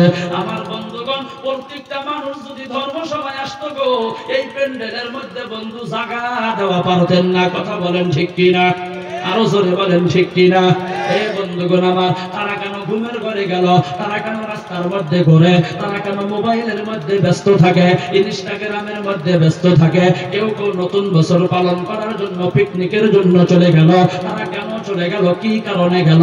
ও বন্ধুগণ আমার, আপনারা ধর্মসভায় আসতে পারলেন, আল্লাহ কবুল করেছে, সুন্দরভাবে বসে বসে কোরআন হাদিসের কথা শুনতেছেন, তার মানে বোঝা গেল আপনারা আসতে পেরেছেন। তার কারণটা হলো আপনাদের পিছনেও আপনাদের মা বাবার দোয়া আছে। জোরে বলেন সুবহানাল্লাহ। বন্ধুগণ আমার, এই যে আলিম ওলামা দেখেন, আপনাদের মাদ্রাসার কারি সাহেব ধুবড়ি থেকে আসলো, আপনাদের মসজিদের ইমাম সাহেব, এখানে মাদ্রাসার জিম্মাদার, এত দূর থেকে এখানে এসে আপনারা এত সম্মান করেন, এত ইজ্জত দেন। গ্রামের মসজিদের ইমাম মানে বাদশা, আপনাদের সকলেরই মুরব্বী। এত সম্মান ইজ্জত আল্লাহ কেন দিল? কি কারণে দিল রে বন্ধু? আমার বন্ধু মনে করেন তার পিছনেও তার মা বাবার দোয়া আছে।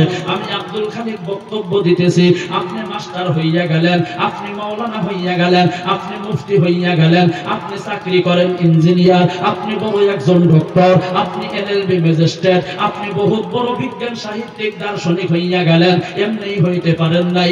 আপনার পিছনে আপনার মা বাবার দোয়া আছে, মেহনত আছে। একটা জবান বন্ধ রাখবেন না, চিল্লাইয়া জোরে বলেন কথা ঠিক কি নয়? বন্ধুগণ আমার, মুসলমান ভাইরা, আল্লাহর বান্দা, নবীর উম্মতেরা গো, এই কথাটাই বলে শেষ কথা, আর লম্বা করব না। শেখ ফরিদ রহমাতুল্লাহ আলাইহি বহুত বড় একজন বুজুর্গ ছিলেন। একটু মনোযোগ দিবেন, মা ভগ্নীগণ কান্দা খাড়া করে শুনবেন। শেখ ফরিদ রহমাতুল্লাহ আলাইহি এই চেহারা, মুখ মণ্ডলটা যদি কোন গায়ের কম মানুষ দেখতো গো, দেখার লগে লগে কালিমা পড়িয়া মুসলমান হয়ে যাইত। এটা কালিমা সুবহানাল্লাহ হইল। আরো জোরে বলেন না ভাই সুবহানাল্লাহ? আরো জোরে বলেন সুবহানাল্লাহ। শেখ ফরিদের নামে কেস করা হলো, এফআইআর করা হলো। আমার বন্ধুগণ কাঠগড়ার মধ্যে চলিয়া গেল, কিন্তু মুখের মধ্যে মহিলারা যেমন বোরকা পরার পর মুখের মধ্যে বন্ধুগণ মেকআপ লাগায়, মেকআপ বোঝেননি, মেকআপ চোখ দুইটা বাড়াইয়া থাকে, মেকআপ লাগাইয়া কাঠগড়ার মধ্যে গেল। যারা কথা বলেন মুখিয়াল, আমরা তো উকিল বলি, অ্যাডভোকেট বলি, মুখিয়াল যারা, আমার বন্ধুগণ দাম দিয়া বলেন, শেখ ফরিদ তুমি তোমার মুখটা খোলো, মুখটা খোলেন না। আবার বলছেন তুমি তোমার মুখটা খোলো, মুখটা খোলেন না। আবার বলছেন তুমি তোমার মুখটা খোলো, মুখটা খোলেন না। যিনি সভাপতি মানে সব থেকে পাওয়ার ইজ্জতওয়ালা, তিনি ডাক দিয়া বলছেন, শেখ ফরিদ মুখ যদি দেখা না যায় গো, কথা বলিয়া ভালো লাগে না। মুখ যদি দেখা না যায় গো, কথা শুনিয়াও ভালো লাগে না। জোরে বলেন কথা ঠিক কি নয়? ও বন্ধুগণ আমার, এই কথা বলার লগে লগে শেখ ফরিদ রহমাতুল্লাহ আলাই মুখের নেকাবটা বন্ধুগণ লাহে করিয়া উঠাইয়া দিল। আমার বন্ধুগণ, এই মুখমণ্ডলটা যখন বাহির হইয়া গেল গো, ওই জায়গার মধ্যে 40 থেকে 42 জন শিক্ষিত মানুষ আছিল। মুখমণ্ডলটা দেখার লগে লগেই আমার বন্ধুগণ তারা 1 মিনিট লাগে নাই, লগে লগেই কালিমা পড়িয়া মুসলমান হয়ে গেছে। বন্ধুগণ আমার, শেখ ফরিদ রহমাতুল্লাহ আলাই খুশি হইয়া গেল, বাড়ির মধ্যে চলে গেল। মা ডাক দিয়া বলে, বাবা তুমি এত খুশি কেন? সন্তান বলে, মা আমি এত খুশি তার কারণটা হলো আজকে আমার হাতের মধ্যে অনেকগুলা শিক্ষিত মানুষ হাত লাগাইয়া কালিমা গ্রহণ করেছে, সেই জন্য খুশি। মা ডাক দিয়া বলে, বাবা অহংকার করিও না, তাকাব্বরি করিও না, গর্ব করিও না। কেন? বলে অহংকারে মানুষ অধপতন হয়। জোরে বলেন ঠিক কি নয়? অহংকারে অধপতন হয়। আমার বন্ধুগণ, শেখ ফরিদ রহমাতুল্লাহ আলাইহি বলেন, মা কেন, কি হলো? মা ডাক দিয়া বলেন, বাবা তুমি এত বড় হইয়া গেলা, তুমি তোমার জন্য হইতে পারো নাই। মা কি বলো তুমি? আল্লাহ আল্লাহ জিকির করি আমি, তাহাজ্জুদ করি আমি, ঠান্ডার দিনে উঠিয়া ঠান্ডা পানি দিয়া ওযু করিয়া তাহাজ্জুদ করি আমি। মা গো, আল্লাহর হুকুম মানি আমি, নবীজির সুন্নতি তরিকা মতো চলি আমি আমার জন্য হইতে পারি নাই, কেমন করিয়া হলাম মা তুমি বলো। মা ডাক দিয়া বলে, বাবা তুমি যখন আমার পেটের মধ্যে ছিলে গো, আল্লাহর কসম করিয়া বলি, খোদার কসম করিয়া বলি, একটা দিন আমি তাহাজ্জুদ নামাজ পড়া বাদ দেই নাই। জোরে বলেন সুবহানাল্লাহ। একদিন তাহাজ্জুদ পড়া বাদ দেই নাই। আমাদের মা বগ্নিগণ গর্ভে সন্তান লইয়া ডেইলি তাহাজ্জুদ পড়ে গো। এই কথা বলেন, পড়ে না? ডেইলি পড়ে। তাহাজ্জুদ তো দূরের কথা, ফরজ নামাজের খবর নাই। খালি মোবাইলে ব্যস্ত, ইউটিউবে ব্যস্ত, দুনিয়ার সিনেমা জগতের মধ্যে ব্যস্ত। বজ গোবিন্দ, স্টার জলসা। কিছুদিন আগে একটা নাটক ছিল না, ঘরে বাইরে যেখানে যান ওইখানে নাম কি যেন নাম আছিল, কিরণমালা। কিরণমালা আইছিল না একটা? কি কট করিবানি কিবা করতেছিল মানুষেরা একবারে ওইটার প্রতি আকৃষ্ট হয়ে গেছিল, হয়েছিল না নাই গো? এর মধ্যে ব্যস্ত। আমাদের মা বগ্নিগণ গর্ভে সন্তান নিয়ে যেই মোবাইলের মধ্যে যেগুলা দেখে, দুনিয়ার মধ্যে আমাদের ছেলে মেয়েরা সেম জিনিসভাবে চলাফেরা করে। জোরে বলেন ঠিক কি নয়? আমার বন্ধুগণ, মা ডাক দিয়া বলে, বাবা তোমাকে গর্ভে লইয়া শুধু তাহাজ্জুদ পড়ি নাই, প্রত্যেকদিন তাহাজ্জুদ পড়ে পড়ে আল্লাহর কাছে 2টা হাত উত্তোলন করে দোয়া করেছি, আল্লাহ আমার গর্ভে থেকে যেই সন্তান আসুক না কেন, আল্লাহ তুমি তোমার খাস বান্দা হিসাবে কবুল করিয়া নাও। জোরে কন্যা সুবহানাল্লাহ। মা বাবার দোয়া, মায়ের দোয়া আল্লাহ কবুল করে না করে না? আরো জোরে বলেন, করে না করে না? 100% গ্যারান্টেড আল্লাহ কবুল করে। এ বন্ধুগণ আমার, মা ডাক দিয়া বলে, বাবা আরো শুনো। বলে, বলো মা, বলো বলো। মা ডাক দিয়া বলেন, বাবা তুমি যখন দুনিয়ার মধ্যে জন্মগ্রহণ করলা, আল্লাহর কসম করিয়া বলি, খোদার কসম করিয়া বলি গো, আমি তোমাকে বুকের দুধ খাওয়াইছি, একটা দিন ওযু ছাড়া বিনা ওযুতে তোমাকে বুকের দুগ্ধ পান করাই নাই। জোরে বলেন সুবহানাল্লাহ। বুকের দুধ ওযু ছাড়া কিনা নাই। আঙ্গরে মা বগ্নিগণ ডেইলি ওযু কইরা দুধ খিলাই গো। এই কথা কন না, ডেইলি ওযু কইরা দুধ খিলাই। গল করে গেছে, তামাম বেজার রাগ উঠে গেছে গা। হ্যাঁ, আমি মেট্রিক পাস টেট্রিক পাস বউ আমার দিয়া গল হারায়। আগে দেখছি মা বগ্নিগণ গল করে গেলি খানা হাতে কোদা ঝাড়ু, কি কয় পয়সা নিয়ে গেছে, ঝাড়ু নিয়ে গেছে, দিয়া গোবর উড়াইছে, উঠে হেরে বাইরে বেরিয়ে বা বাড়ির বাইরে রাস্তা বলে যায় দিয়া ভাঙছে। কথা কথাই ভাঙছে না গো। বর্তমান বৌজিরা কিবা করে, স্যান্ডেল পাই দিয়া গইলো ঢোকে, হাতে ঝাড়ু নিয়া কোদাল নিয়া পয়সা নিয়ে ঢোকে, কোদাল দিয়া পয়সার মধ্যে গোবর উড়ায়, যদি না ওঠে পাও দিয়া গুতা গুতা উড়ায়। ঠিক কিনা বলেন? জোরে কর। বইয়ের মেজাজ গরম, 180 মিটার বেগে রাগ উঠছে। আমি মেট্রিক পাস টেট্রিক পাস বউ আমাকে দিয়ে ইন্না করায়, ইতিমধ্যে পোলা একটা ছুটছে। দাদি ডাক দিয়ে কয়, বউ মা চুপ করাইয়া লাও, যাবি কত দূর? আর 200 মিটার বাড়ছে। হাতের গোবর, হ্যাঁ জাহিদের জারু থুইয়া, পয়সা জাহিদা থুইয়া দৌড়াইয়া যাইয়া সন্তানে কোলে নিয়া দুধ বাই করে দিয়া কয়, খা মরার খাওয়া খা, ভালো করে খা, মরেও না। কয় না কয় না? এজরে কোন কয় না এটা বাস্তব কয় মানুষে।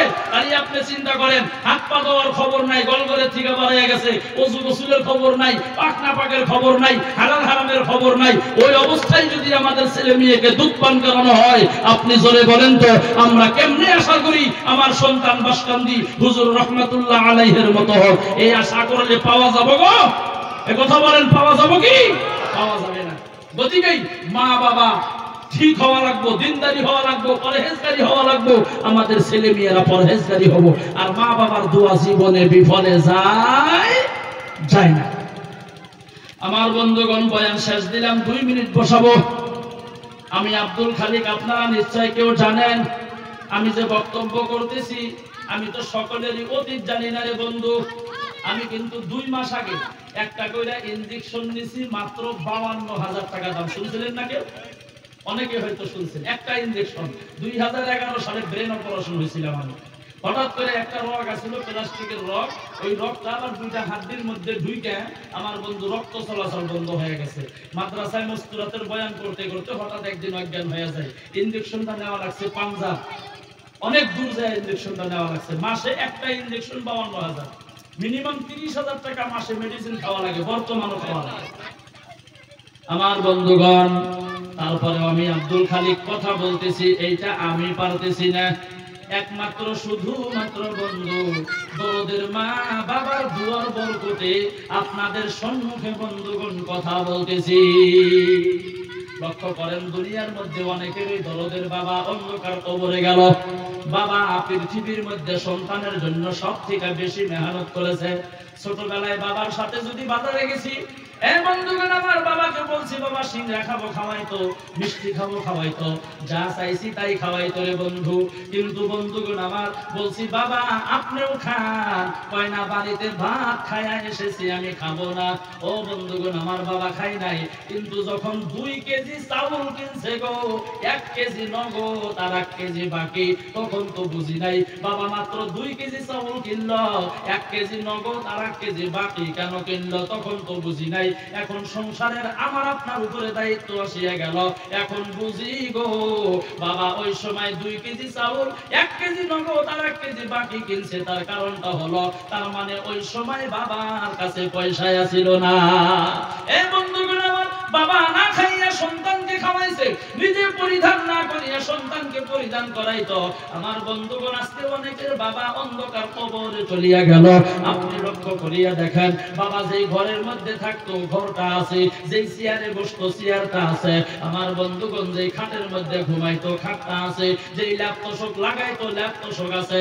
আমার বন্ধুগণ ঘরের মধ্যে যাইয়া দেখি গো, ওই দরদের বাবা অন্ধকার কবরের মধ্যে চলিয়া গেছে। বাবা যত মধুর সুরে ডাক দিত, যত মায়া করিয়া ডাক দিত রে বন্ধু, মক্কায় গেলাম, মদিনায় গেলাম, আমার বন্ধুগণ হাজার হাজার লক্ষ লক্ষ মানুষ দেখলাম। আমার বন্ধুগণ সারা আসাম, ত্রিপুরা, কলকাতা, 24 পরগনা, হুগলি, কত জায়গার মধ্যে ধর্মসভা করলাম গো, কিন্তু দরদের বাবার মতো চেহারাওয়ালা একটা মানুষ আমার বন্ধুগণ দেখতে পাইলাম না। বাবা যত সুন্দর করিয়া ডাক দিছে, আব্দুল খালিক এত মধুর সুরে ডাক দেওয়ার মতো একটা মানুষ বন্ধুগণ পাইলাম না। ধর্মসভায় যাই, রাত্রি 12টা, 1টা, 2টা বাজে, বাবা যখন দুনিয়ার মধ্যে আছে, ফোন করিয়া জিগাইতো, আব্দুল খালিক কেমন আছো, খানা খেয়েছো? বলে খেয়েছি। শরীরের যত্ন নিও, গাড়িটা লাহে লাহে চালায়ো, কারণ রাত্রি জাগরণ করো, মোটরসাইকেল নিয়ে গেছো, ঘুমের মধ্যে কি জানি অ্যাক্সিডেন্ট হইতে পারে। বাড়িতে যাওয়ার লগে লগে বাবা গাড়ির শব্দ পাইয়া ডাক দিয়া বলে, আব্দুল খালিক তুমি এসেছো? বলে হ্যাঁ বাবা এসেছি। ও বন্ধুগণ আমার বাবা বেমার, অসুস্থ, ঘরের মধ্যে 2টা, রাত্রে 2টা 3টার সময় বাবাকে আপেল আঙ্গুর কাজু বাদাম গুলা বন্ধুগণ খাওয়াইয়া দিতাম। এখন বাবা দুনিয়া থেকে অনেকের বিদায় হইয়া গেছে, আমারও বাবা দুনিয়া থেকে বন্ধুগণ বিদায় হইয়া গেল। একটা মানুষ ফোন কইরা জিগায় না, আব্দুল খালিক লাহে লাহে কথা বলো, শরীরের যত্ন নিও। বাড়িতে যাইয়া দেখি ওই বাবা যেই মধুর সুরে ডাক দিত গো, ওই ডাক আর কেউ আমাকে দেয় না। আমার বন্ধুগণ আমি আজকে এসেছি 7টা প্রোগ্রাম করে, আমি বাড়ি থেকে বাহির হইয়া গেলাম, একদম ত্রিপুরা থেকে আরম্ভ করিয়া বন্ধুগণ আমার নগাঁও থেকে আরম্ভ করে বিশ্বনাথ চালিয়ে দিয়া আমার বন্ধুগণ তেজপুর দিয়া বন্ধু ঢেকিয়াজুলি হইয়া ধুবুরি হইয়া বাড়িতে এসেছি। আমি যখন বাড়ির থেকে ধর্মসভা করার জন্য যাই, আমি তো বেমারি মানুষ, মা 70-72 বছর বয়স। 2 মাস আগে আমি আমার মাকে সাথে করিয়া ওমরা হজের জন্য নিয়ে গিয়েছিলাম। আবার এই সামনে রমজান মাসে যাওয়ার জন্য নিয়ত করেছি। এই যে মুস্তাফিজুর ভাই মোটরসাইকেলের ডিলিয়ার, মুস্তাফিজুর ভাইও যাবে। ও বন্ধুগণ আমার, ও মুসলমান ভাইয়েরা, ধর্মসভার জন্য যখন আমি বাড়ির থেকে বাহির হইয়া গেলাম, মা মাথার মধ্যে হাত দিয়া বলে, বাবা আমার অন্তরের মধ্যে ভয় হয়, আমার আগে বুঝেন তুমি দুনিয়া থেকে বিদায় হইয়া যাইবা। মা দোয়া করো আমি যাতে তোমার আগে দুনিয়া থেকে বিদায় হই। মা 2 চোখের পানি জারদার করে ছেড়ে দিয়ে বলে, বাবা আব্দুল খালিক তুমি কি বলো, তুমি যদি আমার আগে দুনিয়া থেকে বিদায় হও, আমার জানাজার নামাজ কে পড়াইব? লগে লগে কাপড় উঠাইয়া আঁচল দিয়া দোয়া করে, আল্লাহ আমার যতদিন হায়াত আছে গো, আমি আমার আব্দুল খালিককে দিয়ে দিলাম, আমার হায়াতটা তুমি দিয়ে দাও, আমাকে দুনিয়া থেকে উঠাইয়া নাও, আব্দুল খালিককে দুনিয়ার মধ্যে তুমি বাঁচাইয়া রাখো। এই কথা বলার লগে লগেই 2 চোখ দিয়ে পানি বন্ধুগণ জারজার করে বাহির হইয়া গেল। আমার বন্ধুগণ আমি বললাম, মা তুমি কি বলো, আর তুমি যদি দুনিয়া থেকে বিদায় হও, আমি কারে মা মা বলিয়া ডাকবো, আমার জন্য কে দোয়া করব গো মা? আমার বন্ধুগণ মাও কান্দে আমিও কান্দি। বাড়ির থেকে বাহির হইতেছি, মা ডাক দিয়া বলে, বাবা যাও বিদায় দিলাম, কিন্তু অনেক দূরে যাইবা, তুমি তো মুসাফির হইবা। আমি শুনছি মুসাফিরের দোয়া আমার আল্লাহ কবুল করে। গভীর রাত্রে যখন তুমি 2টা হাত উত্তোলন করিয়া দোয়া করো, আমি মায়ের কথাটাও তুমি অল্প স্মরণ কইরো। এই বন্ধুগণ লগে লগে 2টা হাত উঠাইলাম, আল্লাহ মার জন্য আমি দোয়া করি গো। তারপরে আমার মা আমার কাছে দোয়া চায়, আল্লাহ গো তুমি আমার মার হায়াত দারাজ করো, আল্লাহ আমি যতদিন থাকি মার যাতে খেদমত করতে পারি তৌফিক দান করো। এই বলিয়া বন্ধুগণ গাড়ির মধ্যে উঠলাম, মা থাকো যাই দোয়া করিও। ও বন্ধুগণ আমার মা অনেক বছর হয়ে গেছে, প্রায় 70-72 বছর বয়স। আমার বন্ধুগণ গাড়ির মধ্যে বসলাম, ড্রাইভার গাড়িটা চালান শুরু করিয়া দিল। আমার বন্ধুগণ লক্ষ্য করিয়া কিছু দূর যাইয়া পিছনের দিকে তাকাইয়া দেখি গো, আমার বন্ধুগণ মা ওই গাড়িটা যত দূর পর্যন্ত দেখা যায় গো, গাড়ির দিকে তাকাইয়া তাকাইয়া দেখতেছে গো, কাপড় উঠাইয়া 2 চোখের পানি বন্ধুগণ মোচন করতেছে। এ বন্ধুগণ আমার, ওই দরদের মা দরদের বাবা গো, অনেকের অন্ধকার কবরের মধ্যে চলিয়ে গেল রে বন্ধু। একটাবার আল্লাহকে হাত দেখাইয়া দেন, কার কার মা বাবা অন্ধকার কবরে, একটু আল্লাহকে দেখাইয়া দেন তো। কার কার মা আছে বাবা নাই, বাবা আছে মা নাই, একটু আল্লাহকে হাত দেখাইয়া দেন। হাত নামাবেন না, দাদা নাই দাদি নাই, কার কার একটু হাত তোলেন।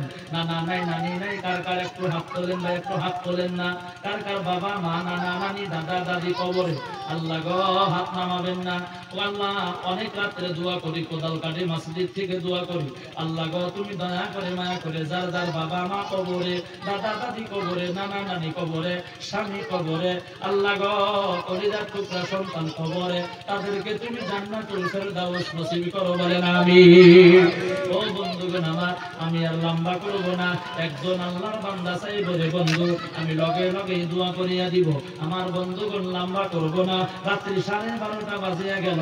ও মুসলমান বন্ধুগণ আমার, আল্লাহর ঘর মসজিদের জন্য প্রত্যেক বছর আপনারা প্রোগ্রাম করেন, ধর্মসভা দেন, কালেকশন করেন। ও বন্ধুগণ আমার, আপনারা আমাকে চেনেন, আমি আপনাদেরকে চিনি, আপনাদের সাথে একটা আলাদা মহব্বত হইয়া গেছে। ও বন্ধুগণ আমার, আপনাদের এই আল্লাহর ঘর মসজিদের জন্য, মা বাবার মাগফিরাতের জন্য, দাদা দাদির মাগফিরাতের জন্য, নানা নানির মাগফিরাতের জন্য, কলিজার টুকরা সন্তানের মাগফিরাতের জন্য, নাইবা স্বামীর মাগফিরাতের জন্য, প্রথম নম্বরে আল্লাহর একজন বান্দা বন্ধুগণ আমার, আল্লাহর রাস্তায় চলে আসেন, আমি ওয়াদা দিয়ে দিলাম দোয়া করব, মাত্র 15,000 টাকা দেনেওয়ালা। প্রথম নম্বরে আল্লাহর কোন বান্দা আছেন গো, আল্লাহর রাস্তায় চলে আসেন যে হুজুর গো আমি এই মসজিদের জন্য 15,000 টাকা আল্লাহর রাস্তায় দান করে দিব। প্রথম নম্বরে একজন আল্লাহর বান্দা বন্ধুগণ চলে আসেন। আমার বন্ধুগণ আল্লাহর রাস্তায় আছেন কোন আল্লাহর বান্দা, আমি দেরি করব না, লম্বাও করব না, কারণ আমি জানি আপনারা অনেক টাকা মসজিদের জন্য দান করেন, বছরে বছরে টাকা দেন, মাথাহারি ধরা আছে। আমার বন্ধুগণ, আল্লাহর রাস্তায় চলে আসেন একজন আল্লাহর বান্দা, মা অন্ধকার কবরে চলে গেল, নাই বাবা অন্ধকার কবরে চলে গেল। আমার বন্ধুগণ, আমার জন্য বলি নাই, আপনার জন্য বলি নাই, একমাত্র শুধুমাত্র দরদের মা বাবার মাগফিরাতের জন্য বলেছি। মাত্র 15,000 টাকা দেনেওয়ালা আল্লাহর কোন বান্দা আছেন গো? প্রথম নম্বরে একজন আল্লাহর বান্দা চলে আসুন। আছেন কোন আল্লাহর বান্দা? প্রথম নম্বরে একজন আল্লাহর বান্দা। বন্ধুগণ, জলদি জলদি চলে আসেন, দেরি করবেন না, আমিও লম্বা করব না, যেহেতু রাত্রি গভীর হইয়া গেল, 12:30 হইয়া গেল। মাত্র 15,000 টাকা দেনেওয়ালা আল্লাহ রাস্তায় বন্ধুগণ চলে আসেন যে হুজুর গো, আমি 15,000 টাকা দিয়ে দিব।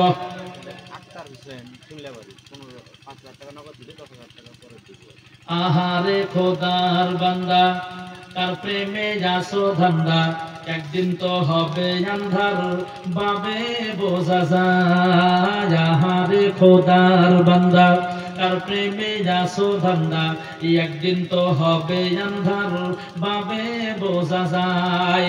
টাকা পয়সা বাড়ি গাড়ি পাইয়াছো সুন্দর নারী, একদিন তো ছাড়তে হবে এই দুনিয়া। রে খোদার বান্দা, তার প্রেমে যাসো ধান্দা, একদিন তো হবে আন্ধার বাবে বোঝা যায়। জোরে বলেন ঠিক কি নয়? এ আল্লাহ, আক্তার হুসাইন সিমলাবাড়ি নিবাসী, এ আল্লাহ তিনি 15,000 টাকা দান করিয়া দিছে, 5,000 টাকা নগদ দিয়া দিল, 10,000 টাকা বাকি। আল্লাহ গো, তুমি তার দান কবুল করো, মঞ্জুর করো, জোরে বলুন আমিন। আমার বন্ধুগণ, আমি বলছিলাম ওয়াদা দিছি দোয়া করিয়া দিব, হাত তুলিয়া আসেন 1 মিনিটের জন্য দোয়া করি। কিন্তু তার সাথে বন্ধুগণ আর একজন আল্লাহর বান্দা বন্ধু 15,000 টাকা চাবে না, মাত্র 10,000 টাকা দেনেওয়ালা প্রথম নম্বরে একজন আল্লাহর বান্দা চলে আসেন বন্ধু। লগে লগেই বন্ধুগণ ওয়াদা দিয়া দিলাম 2টা হাত তুলিয়া দোয়া করব।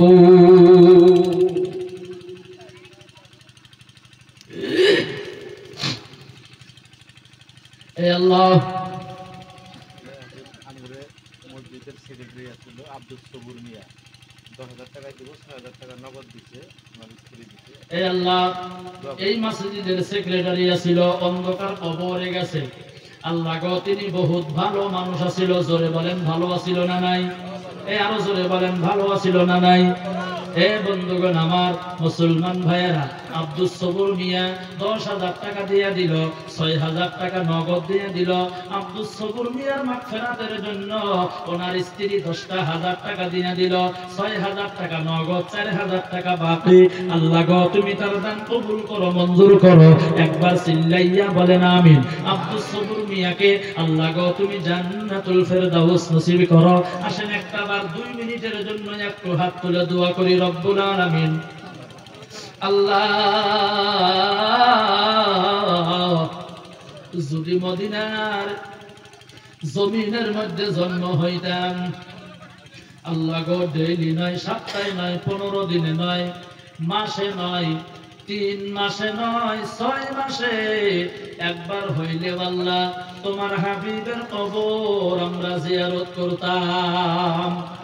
এ আল্লাহ, আসামের জমিনে জন্ম নিয়েছি, আল্লাহ গো, টাকা নাই, পয়সা নাই, গরিব মানুষ, ভিখারির মতো কাঙ্গাল, মদিনায় যাইতে পারি না। আল্লাহ গো, কোদালকাটি মসজিদের উন্নতি কল্পে ধর্মসভা হইতে আল্লাহ গো, মা ভগ্নীগণ হাত তুলেছে, আমরা সকলে মিলিয়া আল্লাহ গো সালাম দিলাম। আসসালাতু ওয়াসসালামু আলাইকা ইয়া রাসূলুল্লাহ, আসসালাতু ওয়াসসালামু আলাইকা ইয়া হাবিবাল্লাহ। আমাদের সালাম তুমি নবীজির রওজা পাকে পৌঁছায়া দাও। রব্বুল আলামিন, জীবনে একবার আল্লাহ মক্কা মদিনা যাওয়ার জন্য আমাদেরকে তৌফিক দান করিয়া দিও। ও দরদের আল্লাহ,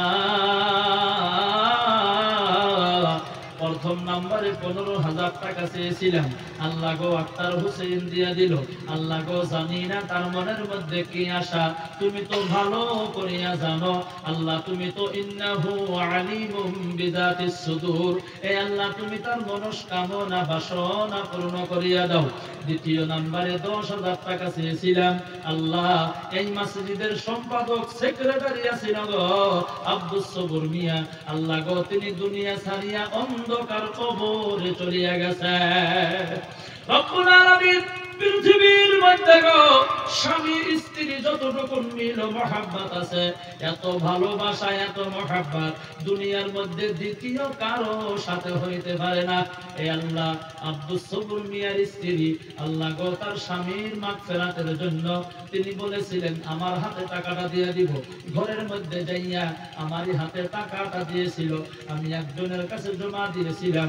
আল্লাহ গো আব্দুস সবুর মিয়ার স্ত্রী আল্লাহ স্বামীর মাগফিরাতের জন্য 10,000 টাকা দিল। আল্লাহ গো তুমি তার দান কবুল করো, মঞ্জুর করো। এ আল্লাহ আব্দুস সবুর মিয়ার কবরকে তুমি নূর আলা নূর বানাও। এই আল্লাহ তার কবরখানা জান্নাতের বাগান বানাও। আল্লাহ জান্নাত থেকে কবর পর্যন্ত জান্নাতে বিছানা বিছাইয়া দাও রব্বুল আলামিন। আল্লাহ গো আব্দুস সবুর মিয়ার স্ত্রী দুনিয়ার মধ্যে আছে, এই আল্লাহ গো তুমি এই মায়ের হায়াত দারাজ করো। আল্লাহ বেমার আজার থাকলে সুস্থতা দান করো। আল্লাহ বাড়িতে বরকত দিয়া দিও, সংসারে বরকত দিয়া দিও, হায়াতে বরকত দিয়া দিও, জীবনে বরকত দিয়া দিও, ছেলে মেয়ের মধ্যে বরকত দিয়া দিও, বালা মুসিবত দূর করিয়া দিও। জীবনে একবার মক্কা মদিনা সফর করার জন্য তুমি তৌফিক দিয়া দিও বিরহমাতিকা ইয়া আরহামার রাহিমিন। নারায়ে তাকবীর, আরো জোরে নারায়ে তাকবীর, আরো জোরে নারায়ে তাকবীর। ও বন্ধুগণ আমার দুইজন হইয়া গেল, এবার চলে আসেন দ্বিতীয় নম্বরে। আল্লাহর কোন বান্দা আছেন নাকি যে হুজুর গো আমিও 10,000 টাকা আল্লাহর রাস্তায় দান করে দিব। 2 নম্বরে 10,000 টাকা দেনেওয়ালা আল্লাহর কোন পিয়ারা মাহবুব বান্দা আছেন গো, আমার জন্য বলি নাই, আপনার জন্য বলি নাই, একমাত্র শুধুমাত্র দরদের মা বাবার মাগফিরাতের জন্য বলেছি। অনেকের বাবা অন্ধকার কবরে চলে গেল, অনেকের মা অন্ধকার কবরে চলে গেল, ওই দরদের মা বাবার মাগফিরাতের জন্য নাইবা সুস্থতার জন্য আমার বন্ধুগণ মাত্র 10,000 টাকা দেনেওয়ালা আমার বন্ধু। অনেকেই চাকরি করেন, অনেকেই বিজনেস করেন, অনেকেই খেতে খামারে কাম করেন, এক একজন এক একটা কর্ম করেন রে বন্ধু। ও মুসলমান ভাইয়েরা, মনটা নরম করে, অন্তরটা নরম করে, আল্লাহর ভয় অন্তরের মধ্যে লইয়া, নবীর মহব্বত অন্তরের মধ্যে লইয়া আল্লাহর রাস্তায় চলে আসেন যে হুজুর গো আমিও 10,000 টাকা আল্লাহর রাস্তায় দান করে দিব। এ বাবু, এ জনাব, দেখছাও হনে কি মাইক দিয়া কইতাও হনে না। আমার বগলে আসেন হুজুর আমি না আজকে, তাহলে আর খানে দান কে আছে হুজুর হিকি না আসে কি করবেন আমার কাছে কোন আগে কত দিবেন? 10,000 নগদ কত দিবেন? 10,000 দিবেন। কার ফোনে টাকা দিব? আপনার নাম বলেন। গোলাম মোস্তফা। চাচার নাম কি? রহিসউদ্দিন। এই আল্লাহ গোলাম মোস্তফা আল্লাহ গো তার চাচার মাগফিরাতের জন্য, চাচা গো চাচা বাস্তা বাস্তিদেরকে যে কত মহব্বত করে, এইটা যারা চাচা হয়েছে গো তারাই কিন্তু বন্ধুগণ বুঝতে পারে। মা বাবা তো মহব্বত করে, এটা 100% করে, কিন্তু চাচা বাস্তা বাস্তি নাইবা বাইকনা বাগনিদেরকে যে মহব্বতটা করে গো, এই মহব্বত দুনিয়ার মধ্যে বন্ধুগণ আলাদা মহব্বত। একটু জোরে বলেন কথা ঠিক কি নয়? এই আল্লাহ রহিসউদ্দিনের ভাতিজা গোলাম মোস্তফা দিয়া দিছে টেহাডা। এই ডাক্তার ভাই টেহা দিছে না নাই? আল্লাহ গো রহিসউদ্দিনের ভাতিজা টেহা দিছে। রহিসউদ্দিনের ভাতিজা গোলাম মোস্তফা আল্লাহ গো তার চাচার মাগফিরাতের জন্য 10,000 টাকা নগদ ফোন পে দিয়া দিল। ওইখানে পেট বিলে লেখা দিয়ে নইলে ভুইলেও যাইতে পারেন। আল্লাহ গো তিনি 10,000 টাকা ফোন পে নগদ দিয়া দিছে। আল্লাহ গো তুমি তার দান কবুল করো, মঞ্জুর করো। আল্লাহ তুমি নৈরাশ করিও না। আল্লাহ সে আশায় দিয়ে দিল। আল্লাহ গো তুমি তার মনস্কামনা বাসনা পূর্ণ করো। গোলাম মোস্তফার চাচা মরহুমকে জান্নাতুল ফেরদাউস নসিব করো। আল্লাহ কবরখানা নূরুন আলা নূর বানাইয়া দাও। আল্লাহ কবর আল্লাহ জান্নাতের বাগিচা বানাইয়া দাও। জান্নাত থেকে কবর পর্যন্ত আল্লাহ তুমি জান্নাতে বিছানা বিছাইয়া দাও। আল্লাহ গো তুমি নৈরাশ করিও না। গোলাম মুস্তাফার ইনকামে বরকত দিও, বাড়িতে বরকত দিও, সংসারে বরকত দিও, হায়াতে বরকত দিও, জীবনে যৌবনে বরকত দিয়া দিও, মা বাবার খেদমতের তৌফিক দিয়া দিও। আল্লাহ গো ইনকামে বরকত দিয়া দিও, জীবনে একবার মক্কা মদিনা সফরের তৌফিক দিয়া দিও। চিল্লাইয়া জোরে জোরে বলেন আমিন। ও বন্ধুগণ আমার, চলে আসেন তৃতীয় নম্বরে। 10,000 টাকা দেনেওয়ালা আল্লাহর কোন বান্দায় আছেন গো? আল্লাহর রাস্তায় চলে আসেন যে হুজুর গো আমিও 10,000 টাকা দান করে দিব। এই বন্ধুগণ আমার, আমি প্রথমেই বলেছি আমার জন্য না, আপনার জন্য না, একমাত্র শুধুমাত্র জন্মদাতা মা বাবার মাগফিরাতের জন্য। যেই মা বাবা সারাটা জীবন আপনার জন্য কষ্ট করেছে, যেই মা বাবা সারা জিন্দেগি কষ্ট করেছে, নিজে না খাইয়া বন্ধু সন্তানকে খাওয়াইতো। ছোটবেলায় মাকে দেখেছি রে বন্ধু, কারো বাড়িতে যদি মা যাইতো গো, ওই বাড়ির থেকে যদি কিছু খাওয়ার জন্য দিয়া দিত, মা এই কাপড়ের আঁচলের মধ্যে লইয়া এমন করিয়া বান্ধিয়া বাড়ির মধ্যে আসিয়া ডাক দিছে, বাবা রে মা তোরা কই গেলি রে, দেখ আমি তোদের জন্য কি নিয়ে এসেছি। আমার বন্ধুগণ মা খাই নাই, সন্তানকে খাওয়াইতো। ওই দরদের মা বাবার মাগফিরাতের জন্য আল্লাহ রাস্তায় তৃতীয় নম্বরে আমার বন্ধুগণ কোন মর্দে মুজাহিদ আছেন? আমার বন্ধুগণ মাত্র 10,000 টাকা দেনেওয়ালা আল্লাহ রাস্তায় বন্ধুগণ চলে আসুন। আর যদি 10,000 টাকা নাই, আমি আর লম্বাও করব না, কষ্টও দিব না। পরে একটা বাজিয়া গেল। ও বন্ধুগণ আমার, 10,000 টাকা দিতে যদি আপনার কষ্ট হয়, আমার বন্ধুগণ মাত্র 5,000 টাকা দেনেওয়ালা প্রথম নম্বরে আল্লাহর একজন বান্দা চলে আসেন যে হুজুর গো আমি 5,000 টাকা এই মসজিদের জন্য আল্লাহ রাস্তায় দান করিয়া দিব। আমার বন্ধুগণ কে আছেন বন্ধু আমার? এক নম্বরে বন্ধু মনটা নরম করে, অন্তরটা নরম করে আল্লাহ রাস্তায় বন্ধুগণ 5,000 টাকা দেনেওয়ালা চলে আসেন যে হুজুর গো কত আছে? নাম আপনার? আব্দুল্লাহিল কাফিল। আল্লাহ গো তিনি 5,000 টাকা দিয়া দিল। মা বাবা আছে আপনার? আরে গো বাবা নাই, চোখের মধ্যে পানি টলমল করতেছে। 7 মাস হলো তাই না? বাবা অন্ধকার কবরে চলিয়া গেছে গো। আল্লাহ আব্দুল্লাহিল কাফিল 5,000 টাকা দিয়া দিল। আল্লাহ গো তুমি তার দান কবুল করো। 3,000 টাকা নগদ দিয়া দিল, 2,000 টাকা বাকি। আল্লাহ গো তুমি নৈরাশ করিও না, আব্দুল্লাহিল কাফিলের দান কবুল করো। আল্লাহ গো তুমি তার আব্বাজানকে মাফ করিয়া জান্নাতুল ফেরদাউস নসিব করো। জোরে বলুন আমিন। হে আল্লাহ তুমি নৈরাশ করিও না, জি হে আল্লাহ গো তুমি নৈরাশ করিও না। আব্দুল্লাহিল কাফিলের বাবার কবরখানা জান্নাতের টুকরা বানাও। হে আল্লাহ গো আজকে যদি তার বাবা দুনিয়ার মধ্যে থাকতো, নিশ্চয় তার বাবার হাত দিয়া টাকাটা দান করিয়া দিত। রব্বুল আলামিন আল্লাহ গো তুমি দয়া করে মায়া করে তার আব্বাজানকে মাফ করো। আল্লাহ গো আব্দুল্লাহিল কাফিল আল্লাহ তার ইনকামে বরকত দাও। স্বামী স্ত্রীর মধ্যে মিল ও মহব্বত পয়দা করো। আল্লাহ গো ছেলে মেয়ের মধ্যে বরকত দাও। আল্লাহ গো তুমি নৈরাশ করিও না। ও দরদের আল্লাহ তাদেরকে জীবনে একবার মক্কা মদিনা সফরের তৌফিক দিয়া দিও। চিল্লাইয়া জোরে জোরে বলেন আমিন। আল্লাহ দ্বিতীয় নম্বরে 5,000 টাকা দিয়া দিল আমাদের মাননীয় আল্লাহ গো সম্মানীয় মাস্টার হোসেন আলী সাহেব। এ আল্লাহ বহুত বড় জিম্মাদার, আমির সাহেব তাবলীগ জামাতের জিম্মাদার। আল্লাহ গো তিনি 5,000 টাকা দিয়া দিল, 1,000 টাকা নগদ দিয়া দিল, 4,000 টাকা বাকি। আল্লাহ গো তুমি তার দান কবুল করো, মঞ্জুর করো। আল্লাহ তুমি নৈরাশ করিও না। এই আল্লাহ গো তুমি তার ইলমের মধ্যে তরক্কি দিয়া দিও, আমলের মধ্যে বরকত দিয়া দিও, ঈমানের মধ্যে শক্তি দিয়া দিও। আল্লাহ গো বেশি বেশি করে আরো তাবলীগ জামাতের কাজ ইখলাসের সাথে করার জন্য তৌফিক দিয়া দিও, গ্রামের মধ্যে বরকতময় করিয়া দিও। আল্লাহ গো তুমি তাকে কবুল করো, তার ময় মুরব্বী যারা কবরে তাদেরকে জান্নাতুল ফেরদাউস নসিব করো। বারবার মক্কা মদিনা সফরের তৌফিক দিয়া দিও। চিল্লাইয়া জোরে জোরে বলেন আমিন। এদের নাম চান্দুল্লাহ মোল্লা, 5000 টাকা দিবেন, 5 ভাই মিলে। চান্দুল্লাহ মোল্লা 5000 টাকা দিয়া দিল। আর 500 টাকা নাই ও ভাই, আর 500 টাকা নাই দেন, আর 500 টাকা দেন। এ আল্লাহ চান্দুল্লাহ মোল্লা 5000 টাকা দিয়া দিল। 1000 টাকা নগদ দেন, দুইটাই দেন, বাহিরে কি হবো? 1000 টাকা নগদ দিয়া দিল, 1500 টাকা নগদ। এই আল্লাহ 3500 টাকা বাকি। আল্লাহ গো তুমি তার দান কবুল করো, মঞ্জুর করো। এই আল্লাহ জানি না তারা তাদের মনের মধ্যে কি আশা। এই আল্লাহ গো তুমি তাদের মনস্কামনা বাসনা পূর্ণ করো। আল্লাহ গো হায়াত দারাজ করো। এই আল্লাহ চান্দুল্লাহ মোল্লা তারা 5 ভাই মিলা দিয়া দিল। ভাই ভাই মিলা প্রীতি মহব্বত পয়দা করিয়া দাও। এই আল্লাহ তাদের ইনকামে বরকত দিয়া দিও, বাড়িতে বরকত দিয়া দিও, সংসারে বরকত দিয়া দিও, হায়াতে বরকত দিয়া দিও। তাদের স্বামী স্ত্রীর সাথে মিল ও মহব্বত পয়দা করিয়া দিও। তাদের ময় মুরব্বী যারা কবরে চলে গেল আল্লাহ তাদেরকে জান্নাতুল ফেরদাউস নসিব করো।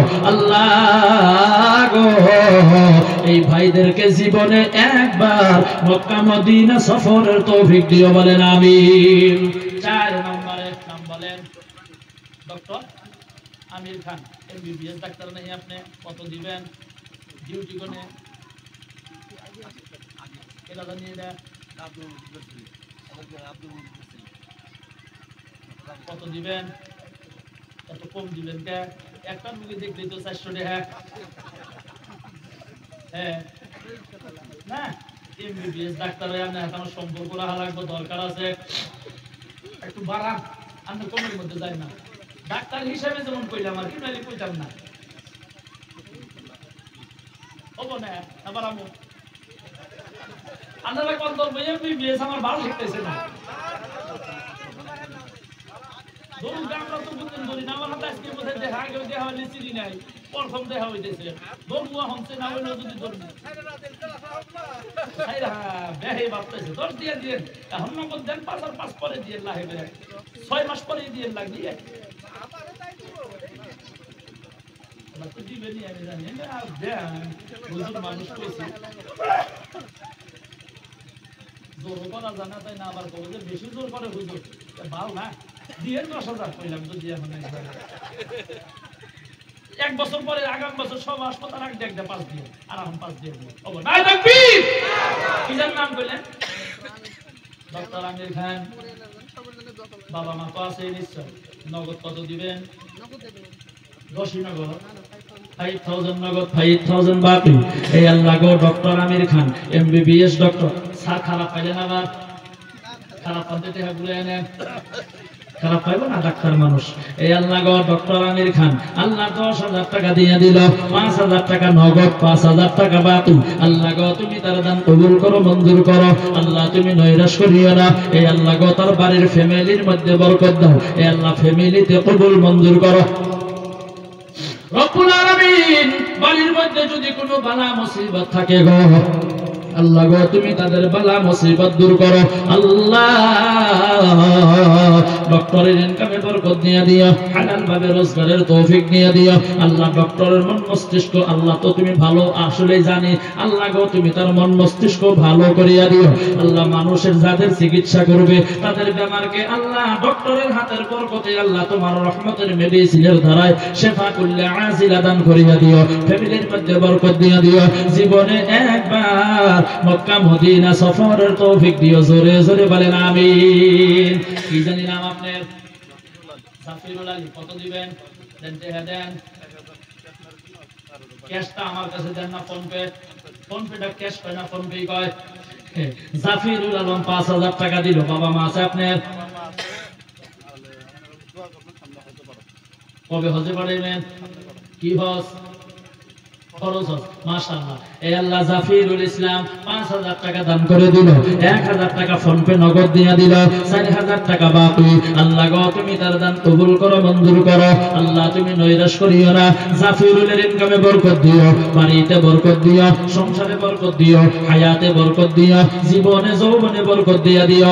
এই আল্লাহ তার মা বাবা দুইজনই আছে, এই আল্লাহ সামনে হজে যাও, হজের জন্য নিয়াত করেছে, এই আল্লাহ গো হজে পাঠাবে। আল্লাহ গো তুমি তাদের হায়াত দারাজ করো। আল্লাহ গো বেমার আজার থাকলে শেফা কুল্লে আজিলা দান করিয়া দিও। দরদের আল্লাহ, আল্লাহ গো হজে যাওয়ার পর হজের যতগুলি কাম আছে গো আল্লাহ গো সুস্থভাবে পূর্ণাঙ্গ কামগুলা করার জন্য তৌফিক দিয়া দিও।